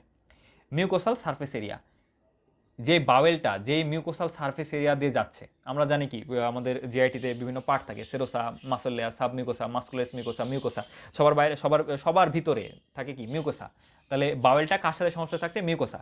তাহলে মানে হচ্ছে মিউকোসাল সারফেস এরিয়াটা যত বেশি হবে, তত অ্যাবজর্পশনও বেশি হবে। ইন্টারাকশন উইথ আদার ড্রাগ, কিছু ড্রাগ আছে যেগুলো মানে একসাথে নিলে অ্যাবজর্পশনটা কমে যায়। যেমন যদি আমি টেট্রাসাইক্লিন কোনো একটা ড্রাগ আমি খাচ্ছি, টেট্রাসাইক্লিন কোনো একটা ড্রাগ আমি বডিতে নিচ্ছি, হ্যাঁ, আমি টেট্রাসাইক্লিনের ডোজ নিচ্ছি, এই সময় যদি আমি ক্যালসিয়াম বা আয়রন, কোনো একটা আয়রনের ডোজ বা ক্যালসিয়ামের ডোজ আমি নিই, আয়রন বা ক্যালসিয়াম বাইন্ড করবে না। কীভাবে, কেন বাইন্ড করবে না? মানে আয়রন বা ক্যালসিয়াম এটা বডিতে অ্যাবজর্ব হবে না। কেন হবে না? কারণ আয়রন বা ক্যালসিয়াম এরা হচ্ছে টেট্রাসাইক্লিনের সাথে বাইন্ড করে একটা হচ্ছে যৌগ তৈরি করে, যেটা অ্যাবজর্ব হতে পারে না। তো টেট্রাসাইক্লিন এবং ক্যালসিয়াম বা আয়রন একসাথে দিলে ওটা অ্যাবজর্ব করবে না, আয়রন বা ক্যালসিয়াম অ্যাবজর্ব করবে না, টেট্রাসাইক্লিন বাধা দিবে আর কি, টেট্রাসাইক্লিনের কাজও কমে যাবে। গ্যাস্ট্রোইন্টেস্টিনাল ডিজিজ, কিছু গ্যাস্ট্রোইন্টেস্টিনাল ডিজিজ আছে, যেমন কোলিক ডিজিজ এবং তারপর হচ্ছে কনস ডিজিজ, এসব কোলিয়াক ডিজিজ, কনস ডিজিজে অ্যাবজর্পশন কমে যায়। Presence of food in the জিআইটিতে, কিছু খাবার আছে জিআইটিতে খাবার থাকলে কিছু ড্রাগ খুব ভালো অ্যাবজর্ব হয়, আর কিছু ড্রাগ আছে পেট ফাঁকা থাকলে ভালো অ্যাবজর্ব হয়। তো অ্যাবজর্পশন উইথ ফুড, যদি ফুডের সাথে ভালো অ্যাবজর্পশন হয়, অ্যাবজর্পশন খাবারের সাথে বেড়ে যায়, সেসব ড্রাগ যেমন হচ্ছে ক্রিসিওফালভিন, তারপর হচ্ছে প্রোপানল আর ক্রিসিওফালভিন, এটা হচ্ছে ড্রাগ অ্যাবজর্পশন ফুডের সাথে ভালো অ্যাবজর্ব হয়, ফুডের সাথে অ্যাবজর্পশন বেশি হয়। তো এসব ড্রাগকে তাহলে খাবারের পরে খেতে বলা হয়, খাওয়ার পরে এসব ড্রাগ খেতে বলা হয়। আর কিছু ড্রাগ আছে যেটা ফুডের সাথে অ্যাবজর্পশন কমে যায়, ফুড যদি থাকে অ্যাবজর্পশন কমে যাবে, যেমন অ্যাম্পিসিলিন, ডক্সিসাইক্লিন, এগুলো ফুডের সাথে অ্যাবজর্পশন কমে যায়, এই জন্য এগুলোকে খালি পেটে খেতে বলা হয়। আচ্ছা, কিছু আছে ফার্মাকোকাইনেটিক প্যারামিটার, অ্যাবজর্পশনের কিছু ফার্মাকোকাইনেটিক প্যারামিটার আছে, যেমন bioavailability, half life, volume of distribution and clearance. Bioavailability, half life, volume distribution and clearance. তো এখানে শুধুমাত্র বায়োঅ্যাবিলিটি নিয়ে আলোচনা করা হয়েছে। বায়োঅ্যাবিলিটি জিনিসটা কি? বায়োঅ্যাবিলিটি হচ্ছে আমরা একটা ড্রাগ খেলাম বা বডিতে কোনো একটা রুটের মাধ্যমে নিলাম, এই ড্রাগটা আমাদের যদি আমি ওরাল রুটে নিই, তাহলে ওরাল রুট দিয়ে বোঝানোর চেষ্টা করি, ওরাল রুটে যদি নেই, তাহলে ওরাল রুট থেকে এটা স্টোমাকে যাবে, স্টোমাকে এটা হচ্ছে হাইড্রোক্লোরিক অ্যাসিড, পেপটিক জুস, তারপর হচ্ছে পেপসিন, এগুলোর মাধ্যমে পরিপাক হবে, এগুলোর মাধ্যমে কিছু অংশ ড্যামেজ হবে, এরপরে এটা ক্ষুদ্রান্তে যাবে, কিছু এনজাইমের মুখোমুখি হবে, ওখানে কিছু ড্যামেজ হবে, ড্যামেজ হওয়ার পরে এরপরে এটা আমাদের ভিলায়ের মাধ্যমে আমাদের পোর্টাল তন্ত্রে যাবে, পোর্টাল তন্ত্র হয়ে লিভারে যাবে, লিভারে একে কিছু ঘষা মাজা করবে, কিছু ক্ষয় করবে, কিছু অংশ নষ্ট করবে, কিছু অংশ জমা রাখবে, দিয়ে বাকি অংশটা এ হচ্ছে পোর্টাল তন্ত্রের পরে লিভার থেকে কোথায় যাবে, লিভার থেকে যাবে হচ্ছে সিস্টেমিক সার্কুলেশনে। এই যে সিস্টেমিক সার্কুলেশনে যতটুকু আনচেঞ্জড অবস্থায় গেল, যতটুকু চেঞ্জ হলো না, মোটামুটি একটা ড্রাগ 100% নিলাম, 100 গ্রাম নিলাম, ভেঙে ভেঙে ভেঙে ভেঙে মোটামুটি 50 ভাগ যেটা ভাঙেনি, সেই 50 ভাগটা সিস্টেমিক সার্কুলেশনে গেল। এই যে আনচেঞ্জড অবস্থায় গেল আমাদের অ্যাডমিনিস্ট্রেশনের পরে, রুট অফ অ্যাডমিনিস্ট্রেশনের পরে ড্রাগটা সিস্টেমিক সার্কুলেশনে আনচেঞ্জড অবস্থায় গেল, সেটারই পার্সেন্টেজটাই হচ্ছে বায়োঅ্যাভেলেবিলিটি। তাহলে বায়োঅ্যাভেলেবিলিটি কি? It is the percentage of or fraction of administered drug reaching systemic circulation in unchanged form following administration by any route. যে কোনো রুটে নিলাম, এটা রুট অফ অ্যাডমিনিস্ট্রেশন থেকে এটা আমাদের সিস্টেমিক সার্কুলেশনে আনচেঞ্জড অবস্থায় যেটুকু যাবে সেটাই হচ্ছে, সেটার পার্সেন্টেজই হচ্ছে বায়োঅ্যাভেলেবিলিটি। তো ড্রাগ দুইভাবে অ্যাবজর্ব হয়। তো absorption of the drug has to aspect. একটা ড্রাগের অ্যাবজর্পশন দুইটা আসপেক্ট। একটা হচ্ছে এক্সটেন্ট অফ অ্যাবজর্পশন, কতটুকু অ্যাবজর্ব হচ্ছে, কতটুকু 250 মিলিগ্রাম দিলাম, 250 মিলিগ্রামের মধ্যে 150 মিলিগ্রাম অ্যাবজর্ব হলো, 100 মিলিগ্রাম নষ্ট হয়ে গেল। এটা হচ্ছে এক্সটেন্ট অফ অ্যাবজর্পশন, এটা একটু জটিল। আর এটা হচ্ছে rate of absorption. Rate of absorption হচ্ছে রেশিও। 100 মিলিগ্রাম ড্রাগ নিলাম, নেওয়ার পরে এটা দেখা যাচ্ছে 1 ঘন্টাতে 100 মিলিগ্রাম ড্রাগ 1 ঘন্টাতে 80 মিলিগ্রাম শোষিত হলো। তাহলে এটা সময় দিয়ে ভাগ করে আমাকে রেশিও বের করতে হবে, রেটটা বের করতে হবে। তাহলে রেট অফ অ্যাবজর্পশন আর একটা হচ্ছে extent of absorption. Rate of অ্যাবজর্পশনটা কি? It means how fast the drug reaches the circulation, কত দ্রুত এটা সিস্টেমিক সার্কুলেশন যাচ্ছে, সেটা হচ্ছে rate of absorption. It could be expressed by peak plasma concentration. এটা পিক প্লাজমা কনসেন্ট্রেশন দিয়ে আমরা এটা বুঝতে পারি, মানে পিক প্লাজমা কনসেন্ট্রেশন দিয়ে শুধু বুঝতে পারবো তা না, পিক প্লাজমা কনসেন্ট্রেশন এবং টাইম, পিক প্লাজমা কনসেন্ট্রেশনকে আমার টাইম দিয়ে ভাগ করতে হবে, তাই না? তাহলে এটা বোঝা যায় পিক প্লাজমা কনসেন্ট্রেশন বা Cmax concentration, maximum concentration divide by time to attack peak plasma concentration, T max. Cmax by মানে কনসেন্ট্রেশন ম্যাক্সিমাম যেটা, তাকে দিয়ে আমি টাইম, যে maximum time attack peak plasma, time to attack peak plasma concentration দিয়ে ভাগ করতে হবে, তাহলে আমি রেট পেয়ে যাবো, রেট অফ অ্যাবজর্পশন পেয়ে যাবো। এরপর হচ্ছে extent of absorption. Extent of অ্যাবজর্পশনটা কি? এক্সটেন্ট অফ অ্যাবজর্পশন হচ্ছে টোটাল অ্যামাউন্ট অফ ড্রাগ আমি নিলাম, নেওয়ার পর that undergo absorption and expressed by bioavailability. এটা অ্যাবজর্পশন হলো এবং বায়োঅ্যাভেলেবিলিটি আমি এক্সপ্রেস করলাম, which calculated by area under plasma concentration. Area under plasma concentration, AUC, area under concentration বা area under plasma concentration versus time curve দিয়ে আমাকে এটা extent of absorption বের করতে হবে। তো এক্সটেন্ট অফ অ্যাবজর্পশনের এখানে ক্যালকুলেশন দেওয়া আছে, একটু জটিল, তো একটু বোঝার চেষ্টা করতে হবে এখানে। তো ক্যালকুলেশনটা কীভাবে করা হয়েছে? Bioavailability can be calculated as, bioavailability কীভাবে ক্যালকুলেট করা হয়? As the ratio of AUC oral, মানে area under curve, area under the curve. এখানে এরিয়া আন্ডার দ্য কনসেন্ট্রেশন না, আমি তখন ভুল বলছি, area under the curve oral. এটা নিলাম, নেওয়ার পরে এটা জিনিসটা আমি একটু একটু বুঝাই বলে আর কি। এখানে বায়োঅ্যাভেলেবিলিটি আমাকে বের করতে হলে আমাকে একটা ড্রাগ ধরে নিলাম একটা ড্রাগ আমি 250 মিলিগ্রাম খেলাম, 250 মিলিগ্রাম খাওয়ার পরে ওরালে খেলাম, তাহলে আমি যে রুটে খাবো সেই রুটের বায়োঅ্যাভেলেবিলিটি। ওরাল রুটে যদি খাই তাহলে ওরাল বায়োঅ্যাভেলেবিলিটি, যদি রেক্টাল রুটে নেওয়া হয় তাহলে রেক্টাল বায়োঅ্যাভেলেবিলিটি, যে রুটে নেব সেই রুটের বায়োঅ্যাভেলেবিলিটি। তো আমরা জানি যে ইন্টারভেনাস নিলে বায়োঅ্যাভেলেবিলিটি 100% পাওয়া যায়, কারণ ইন্টারভেনাস নিলে কোনো ফার্স্ট পাস ইফেক্ট হয় না, 100% বায়োঅ্যাভেলেবিলিটি পাওয়া যায়। তো এই জিনিসটা একটু মনে রাখতে হবে। তো দুটো জিনিস, একটা হচ্ছে আমি ওরাল রুটে একটা ড্রাগ নিলাম, 250 মিলিগ্রাম ড্রাগ নিলাম, এই ড্রাগটা আমার বডিতে 150 মিলিগ্রাম শোষিত হলো, মানে আমি আমি ড্রাগটা আমি 150 মিলিগ্রাম পেলাম। কিন্তু এই ড্রাগটা যদি আমি ইন্টারভেনাসে নিতাম তাহলে কি হতো? সম্পূর্ণটাই যতটুকু অ্যাডমিনিস্ট্রেশন করছি ততটুকুই পেতাম, তাই না? 250 মিলিগ্রাম নিলে 250 মিলিগ্রাম পেতাম। তাহলে ওরালে নেওয়ার পর যতটুকু পেলাম সেটা হচ্ছে বায়োঅ্যাভেলেবল। আমি 250 থেকে আমি পেলাম, বডি আমার সিস্টেমকে গেল মাত্র 150, তাহলে 100টা নষ্ট, 100 মিলিগ্রাম নষ্ট হলো। তাহলে এখানে হচ্ছে ওরাল AUC ওরাল বা AUC PO, এটা দিয়ে বুঝবো আমি ওরালে যতটুকু নিছি, ওরালে নেওয়ার পর সেটা সিস্টেমে কতটুকু গেছে এটা। আর এটাকে আমাকে ভাগ করতে হবে কি দিয়ে? সিস্টেমিকে যদি আমি যদি এটা যদি ইন্টারভেনাসে নিতাম তাহলে আমি 100% 250 মিলিগ্রাম পেতাম, তাই না? তাহলে 150 দিয়ে আমাকে 250 দিয়ে ভাগ করতে, 150কে 250 দিয়ে ভাগ করতে হবে, এটাকে আবার 100 দিয়ে গুণ করলে পার্সেন্টেজে আসবে। আচ্ছা, এখন মোটামুটি বললে ইনশাল্লাহ বোঝার কথা। আচ্ছা, তো এখানে একটা জিনিস, সেটা হচ্ছে এই যে বায়োঅ্যাভেলেবিলিটি অফ ওরাল বায়োঅ্যাভেলেবিলিটি, এটা হচ্ছে BA পার্সেন্টেজ করলাম। আর যদি পার্সেন্টেজ না করি তাহলে কি পাবো? এটা পাবো বায়োঅ্যাভেলেবিলিটি ফ্যাক্টর, F পাবো। মানে বায়ো অ্যাভেলেবেল, আমি 250 মিলিগ্রাম খাইছি, 250 মিলিগ্রাম হচ্ছে আমি ওরালে খাইছি, এটা হচ্ছে আমি সিস্টেমিকে 150 পেয়েছি, তাহলে এটা ডিভাইড বাই অ্যাডমিনিস্ট্রেটেড ডোজ। আমি 250 মিলিগ্রাম খেয়ে যদি 250 মিলিগ্রামই পেতাম, সেটা হচ্ছে অ্যাডমিনিস্ট্রেটেড ডোজ, তাই না? আইভিতে নিলে 250 খেলে 250 পেতাম, তাহলে অ্যাডমিনিস্ট্রেটেড ডোজ হচ্ছে 250, তো 150কে 250 দিয়ে ভাগ করলে যেটা পাওয়া যাবে সেটা হচ্ছে bio availability factor. Bioavailability factor তাহলে আমি আরও সহজভাবে বলতে পারি, ওরাল বায়োঅ্যাভেলেবিলিটি হচ্ছে বায়োঅ্যাভেলেবিলিটি ফ্যাক্টরকে 100 দিয়ে গুণ করলে যেটা হবে সেটা হচ্ছে বায়োঅ্যাভেলেবিলিটি ওরাল বায়োঅ্যাভেলেবিলিটি। আচ্ছা, এখন বলি, তো ইনশাল্লাহ জিনিসটা আরও ক্লিয়ার হবে। তো ক্যালকুলেশন হচ্ছে bioavailability can be calculated as the ratio of AUC ওরালকে AUC আইভি দিয়ে ভাগ করতে হবে, কারণ AUC ওরালে আমি 250 মিলিগ্রাম খাইছি, 250 মিলিগ্রামের মধ্যে 100 মিলিগ্রাম নষ্ট হয়েছে, 150 মিলিগ্রাম আমি সিস্টেমিকে পেয়েছি, তাহলে IUC ওরালকে আমাকে IUC আইভিতে ভাগ করতে হবে, কারণ যতটুকু অ্যাডমিনিস্ট্রেশন করছি, যতটুকু বডিতে নিয়েছি ততটুকুই সিস্টেমিকে গেছে, সেটা হচ্ছে আইভি। এজন্য AUC আইভি মানে area under the curve IV রুটে যেটা নিলাম সেটা দিয়ে ভাগ করতে হবে। AUC ওরালকে AUC আইভি দিয়ে ভাগ করতে হবে, তাহলে কি পাবো? তাহলে এখানে হচ্ছে আমি তাহলে কি পাবো?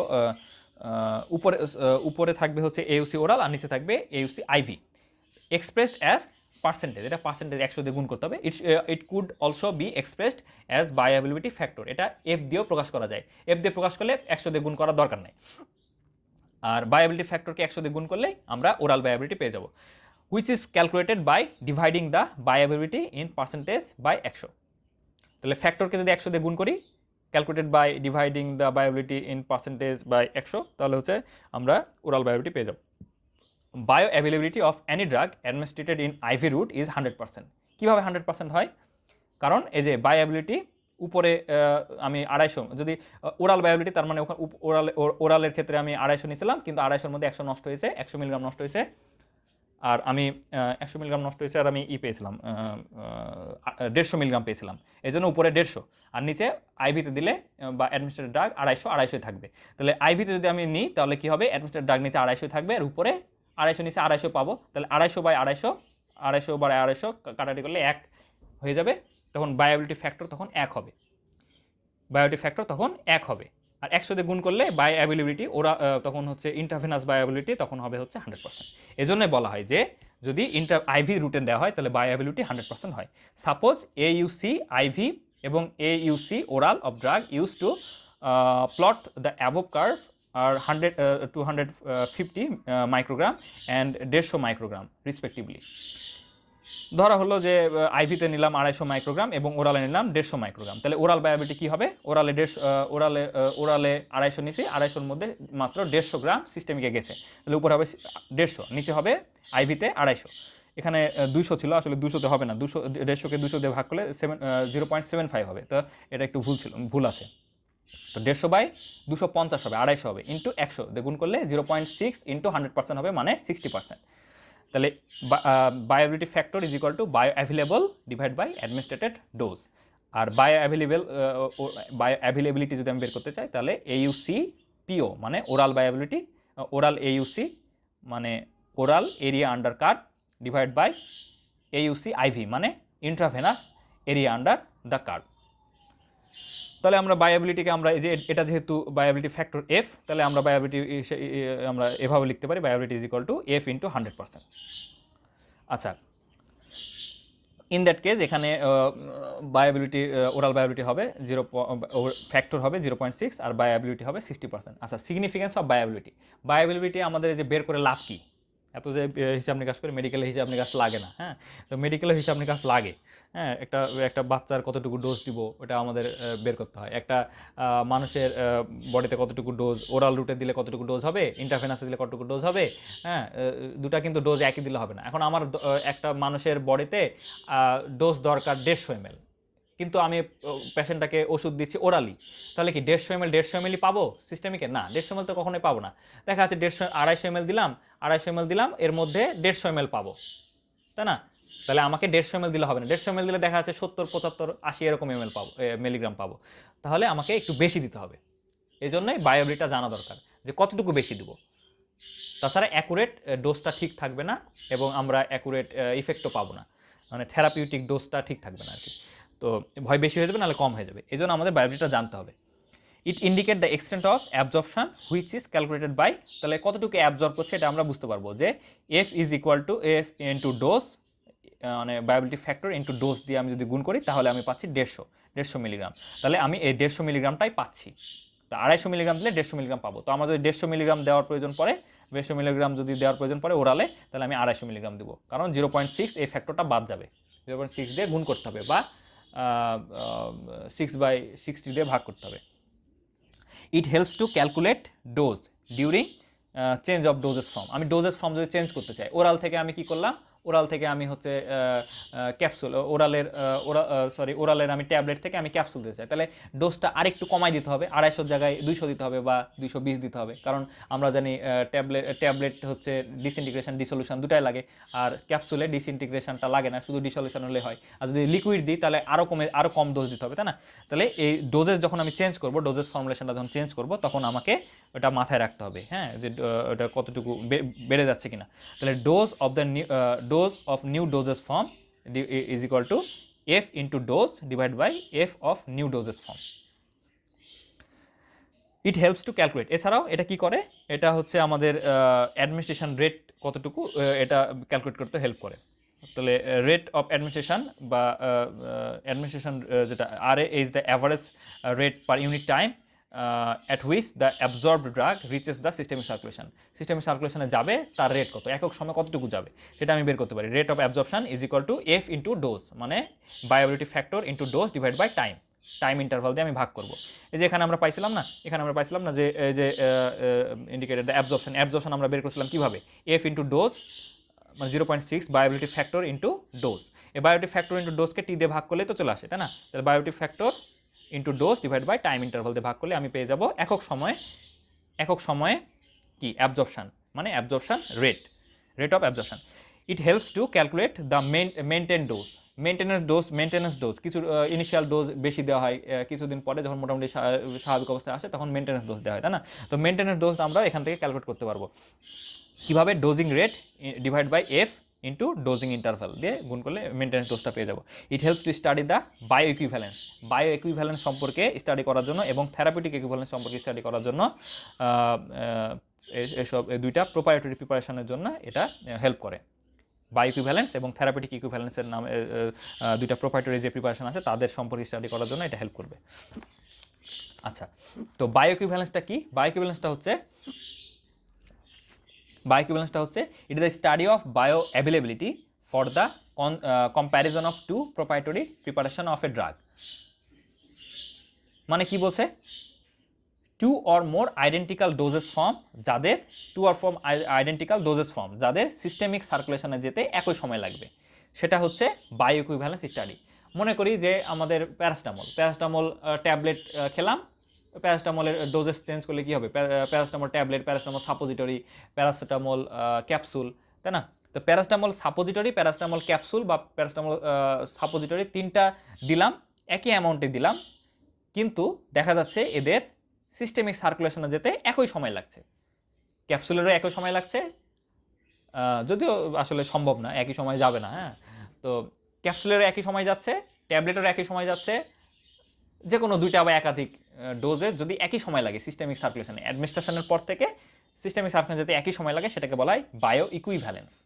তাহলে জিনিসটা এখন ডেফিনেশনে কি বলছে দেখি, এটা স্টাডি অফ বায়ো অ্যাভেলেবিলিটি, এটা বায়ো অ্যাভেলেবিলিটি একটা study for the comparison of two proprietary preparation of a drug, মানে দুইটা একই ডোজেস ড্রাগটাকে আমরা কিভাবে বের করবো, এই যে রেট অফ অ্যাডমিনিস্ট্রেশন, এই সূত্রে ফেলে আমরা করতে পারবো।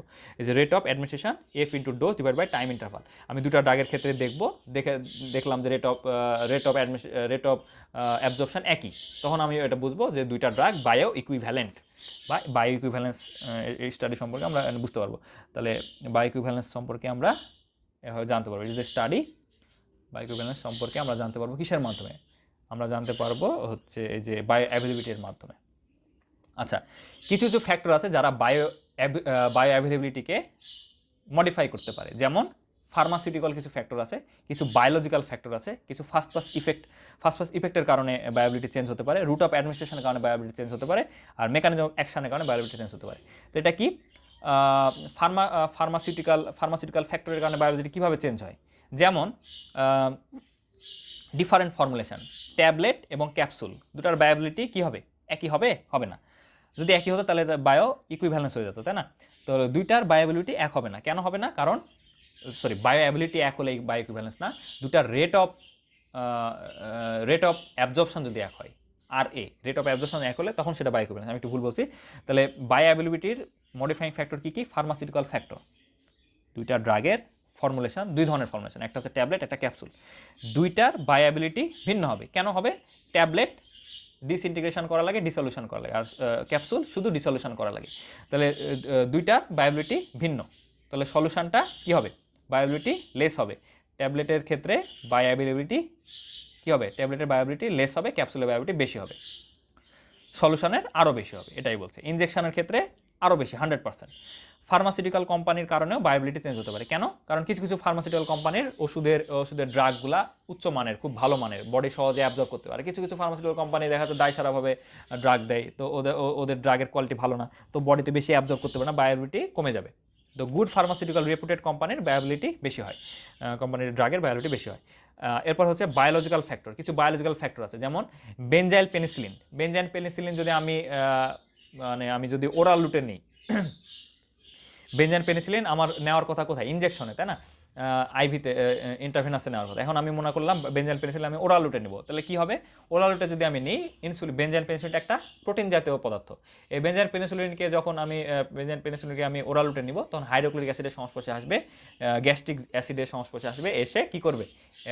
বা গ্যাস্ট্রিক জুসের সংস্পর্শে আসবে, এসে একে হজম করে ফেলবে, বেনজাইল পেনিসিলিনকে হজম করে ফেলবে, দিয়ে আমি সামান্যতম অংশ পাওয়া যাবে না, অ্যাবজর্পশন সিস্টেমিক সার্কুলেশনে একদম জিরো পাওয়া যাবে, মানে কিছুই পাওয়া যাবে না, তার মানে বায়োবিলিটি জিরো হয়ে যাবে। এটাই বলছে যে বেনজাইল পেনিসিলিন ওরাল রুটে যদি আমি নিই, তাহলে ডিস্ট্রয়েড বাই দ্য গ্যাস্ট্রিক এসিএল মাধ্যমে ডিস্ট্রয় হয়ে যাবে, no absorption and no bioavailability, কোনো বায়োবিলিটি পাওয়া যাবে না। আর এছাড়াও টেট্রাসাইক্লিনের বায়োলজিক্যাল ফ্যাক্টর কি? টেট্রাসাইক্লিন আমি যদি ওষুধটা নিই, টেট্রাসাইক্লিন যদি আমি কি করি? ক্যালসিয়ামের সাথে নিই অথবা আয়রনের সাথে নিই, তাহলে কি হবে? এরা ক্যালসিয়াম অথবা আয়রন টেট্রাসাইক্লিনের সাথে বিক্রিয়া করে ইনসলিবল একটা কমপ্লেক্স তৈরি করবে, ইনসলিবল, এটা দ্রবীভূত হবে না।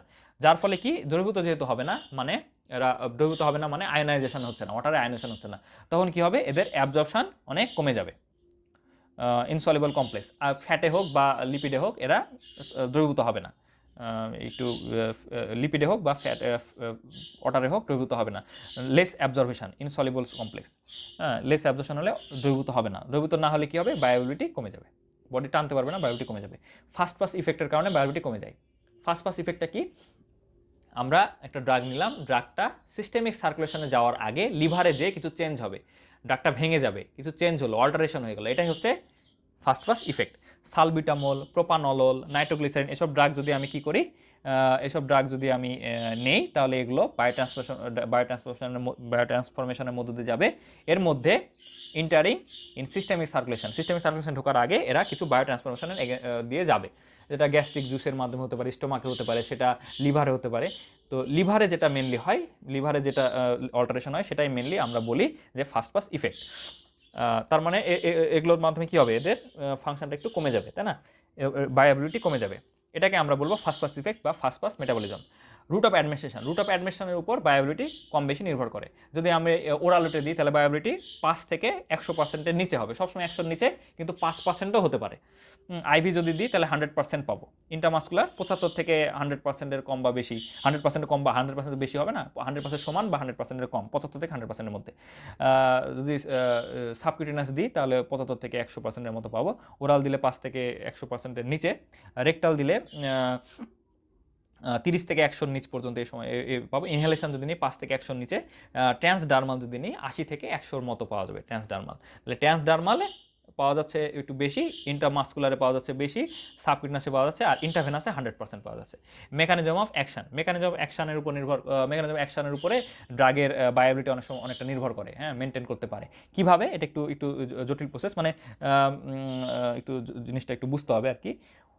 ওয়ারফারিন যদি একটা ড্রাগ, এই ওয়ারফারিনের কাজ কি? আমাদের দেখা যাচ্ছে হার্টে বা বডির কোনো জায়গাতে রক্ত জমাট বেঁধে যাচ্ছে, কোয়াগুলেট হতে যাচ্ছে। রক্ত জমাট বাঁধলে কি হবে? ওই অর্গানে অক্সিজেন নিউট্রিশন সাপ্লাই পাবে না, তখন ওই অর্গানটা ড্যামেজ হতে থাকবে, হ্যাঁ। তো এটা যাতে না হয়, এই জন্য আমরা অ্যান্টিকোয়াগুলেন্ট হিসেবে ওয়ারফেরিন দিই, আমরা ব্লাডে ওয়ারফেরিন দিই। তো ওয়ারফেরিন দিলে কি হবে, এটা হচ্ছে কোয়াগুলেশন হতে দিবে না। তো ওয়ারফারিন কাজ করে আমাদের ভিটামিন কে ডিপেন্ডেন্ট যেসব ক্লটিং ফ্যাক্টর আছে তাদের উপরে কাজ করে। Vitamin K dependent clotting factor কে কে আছে? Clotting factor 2, clotting factor 7, clotting factor 9 আর ক্লটিং ফ্যাক্টর 10। 2, 7, 9, 10 এরা হচ্ছে ক্লটিং ফ্যাক্টর, এরা vitamin K dependent clotting factor. এদের উপরেই ওয়ারফারিন কাজ করে এবং হচ্ছে ক্লটিং ফ্যাক্টর তৈরি হতে দেয় না, ক্লটিং ফ্যাক্টরগুলোকে অ্যাক্টিভেট হতে দেয় না এবং প্রোটিন সি, প্রোটিন এস তৈরি হতে দেয় না, যার ফলে কোয়াগুলেশনও হতে পারে না, রক্ত জমাটাও বাড়তে পারে না। এখন এখানে কথা হচ্ছে কিভাবে ফাংশনটা কিভাবে হয়। তো ক্লটিং ফ্যাক্টর 2, 7, 9 এবং 10 এদেরকে এদের এদের এদের যদি এদের অ্যাক্টিভেশনের জন্য এদের কার্বক্সিলেশন করতে হয়, প্লাস এই কার্বক্সিলেটেড ইগুলা কার্বক্সিলেটেড ক্লটিং ফ্যাক্টরগুলো আবার ভিটামিন কে এর সাথে বাইন্ড করে। এবং ভিটামিন কে আবার এই কার্বক্সিলেটেড ফ্যাক্টর মানে 2, 7, 9, 10 এর সাথে আবার ডিরেক্ট বাইন্ড করতে পারে না, ভিটামিন কে আবার অ্যাক্টিভ হতে হবে। ভিটামিন কে কীভাবে অ্যাক্টিভ হবে? ভিটামিন কে অ্যাক্টিভ হওয়ার জন্য ভিটামিন কে ইপক্সাইড রিডাক্স এনজাইমের কাছে যেতে হবে। রিডাক্স এনজাইমের কাছে ভিটামিন কে ইপক্সাইড রিডাক্টেজ এনজাইমের মাধ্যমে ভিটামিন কে রিডাক্টেজ তৈরি হবে। ভিটামিন কে যখন রিডাক্টেজ তৈরি হবে তখন এটা ওই যে তখন এটা মানে ক্লটিং ফ্যাক্টর 2, 7, 9, 10 এদের সাথে বাইন্ড করে তখন কার্বক্সিলেশন করবে।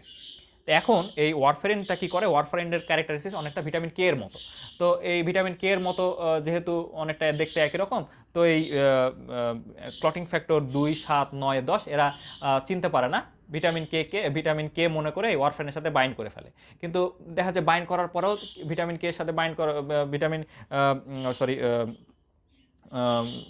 ভিটামিন কে এর সাথে বাইন্ড করলে তো কার্বক্সিলেশন হওয়ার কথা, কিন্তু কার্বক্সিলেশন হবে না। কেন হবে না? কারণ ওয়ারফারিন ভিটামিন কে না, তাই না? তাহলে ভিটামিন কে এর ওই যে ভিটামিন কে ইপক্সাইড রিডাক্টেজ ওখানে যে কাট করে দেবে, যার ফলে ভিটামিন কে রিডাক্টেজ তৈরি হবে না। ভিটামিন কেটা রিডাক্টেজ যেহেতু তৈরি হয়নি, তখন কি হবে, এটা ক্লটিং ফ্যাক্টরের সাথে বাইন্ড হতে পারবে না, ওয়ারফারিন এসে বাইন্ড করে ফেলবে। ওয়ারফারিন এসে বাইন্ড করলে কি হবে, ওয়ারফারিন বাইন্ড করলে তখন ক্লটিং ফ্যাক্টরগুলা অ্যাক্টিভেট হতে পারবে না। অ্যাক্টিভেট না হলে কি হবে না, অ্যাক্টিভেট না হলে ওয়াই কার্বক্সিলেশন এটা হতে পারবে না, কার্বক্সিলেশন হতে পারবে না। কার্বক্সিলেশন না হলে কি হবে, তখন এরা ওই যে না হলে তখন গ্লুটামিক অ্যাসিডের কার্বক্সিলেশন হবে না, যার ফলে এরা তখন কোয়াগুলেশনটাকে প্রিভেন্ট করবে।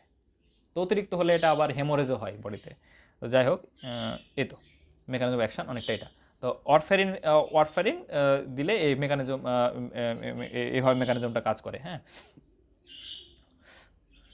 তো আজকে পড়াটা এই পর্যন্ত। আমার সাথে এতক্ষণ ধৈর্য ধরে থাকার জন্য অসংখ্য ধন্যবাদ। আসসালামু আলাইকুম রহমতুল্লাহ বরকাতুহু।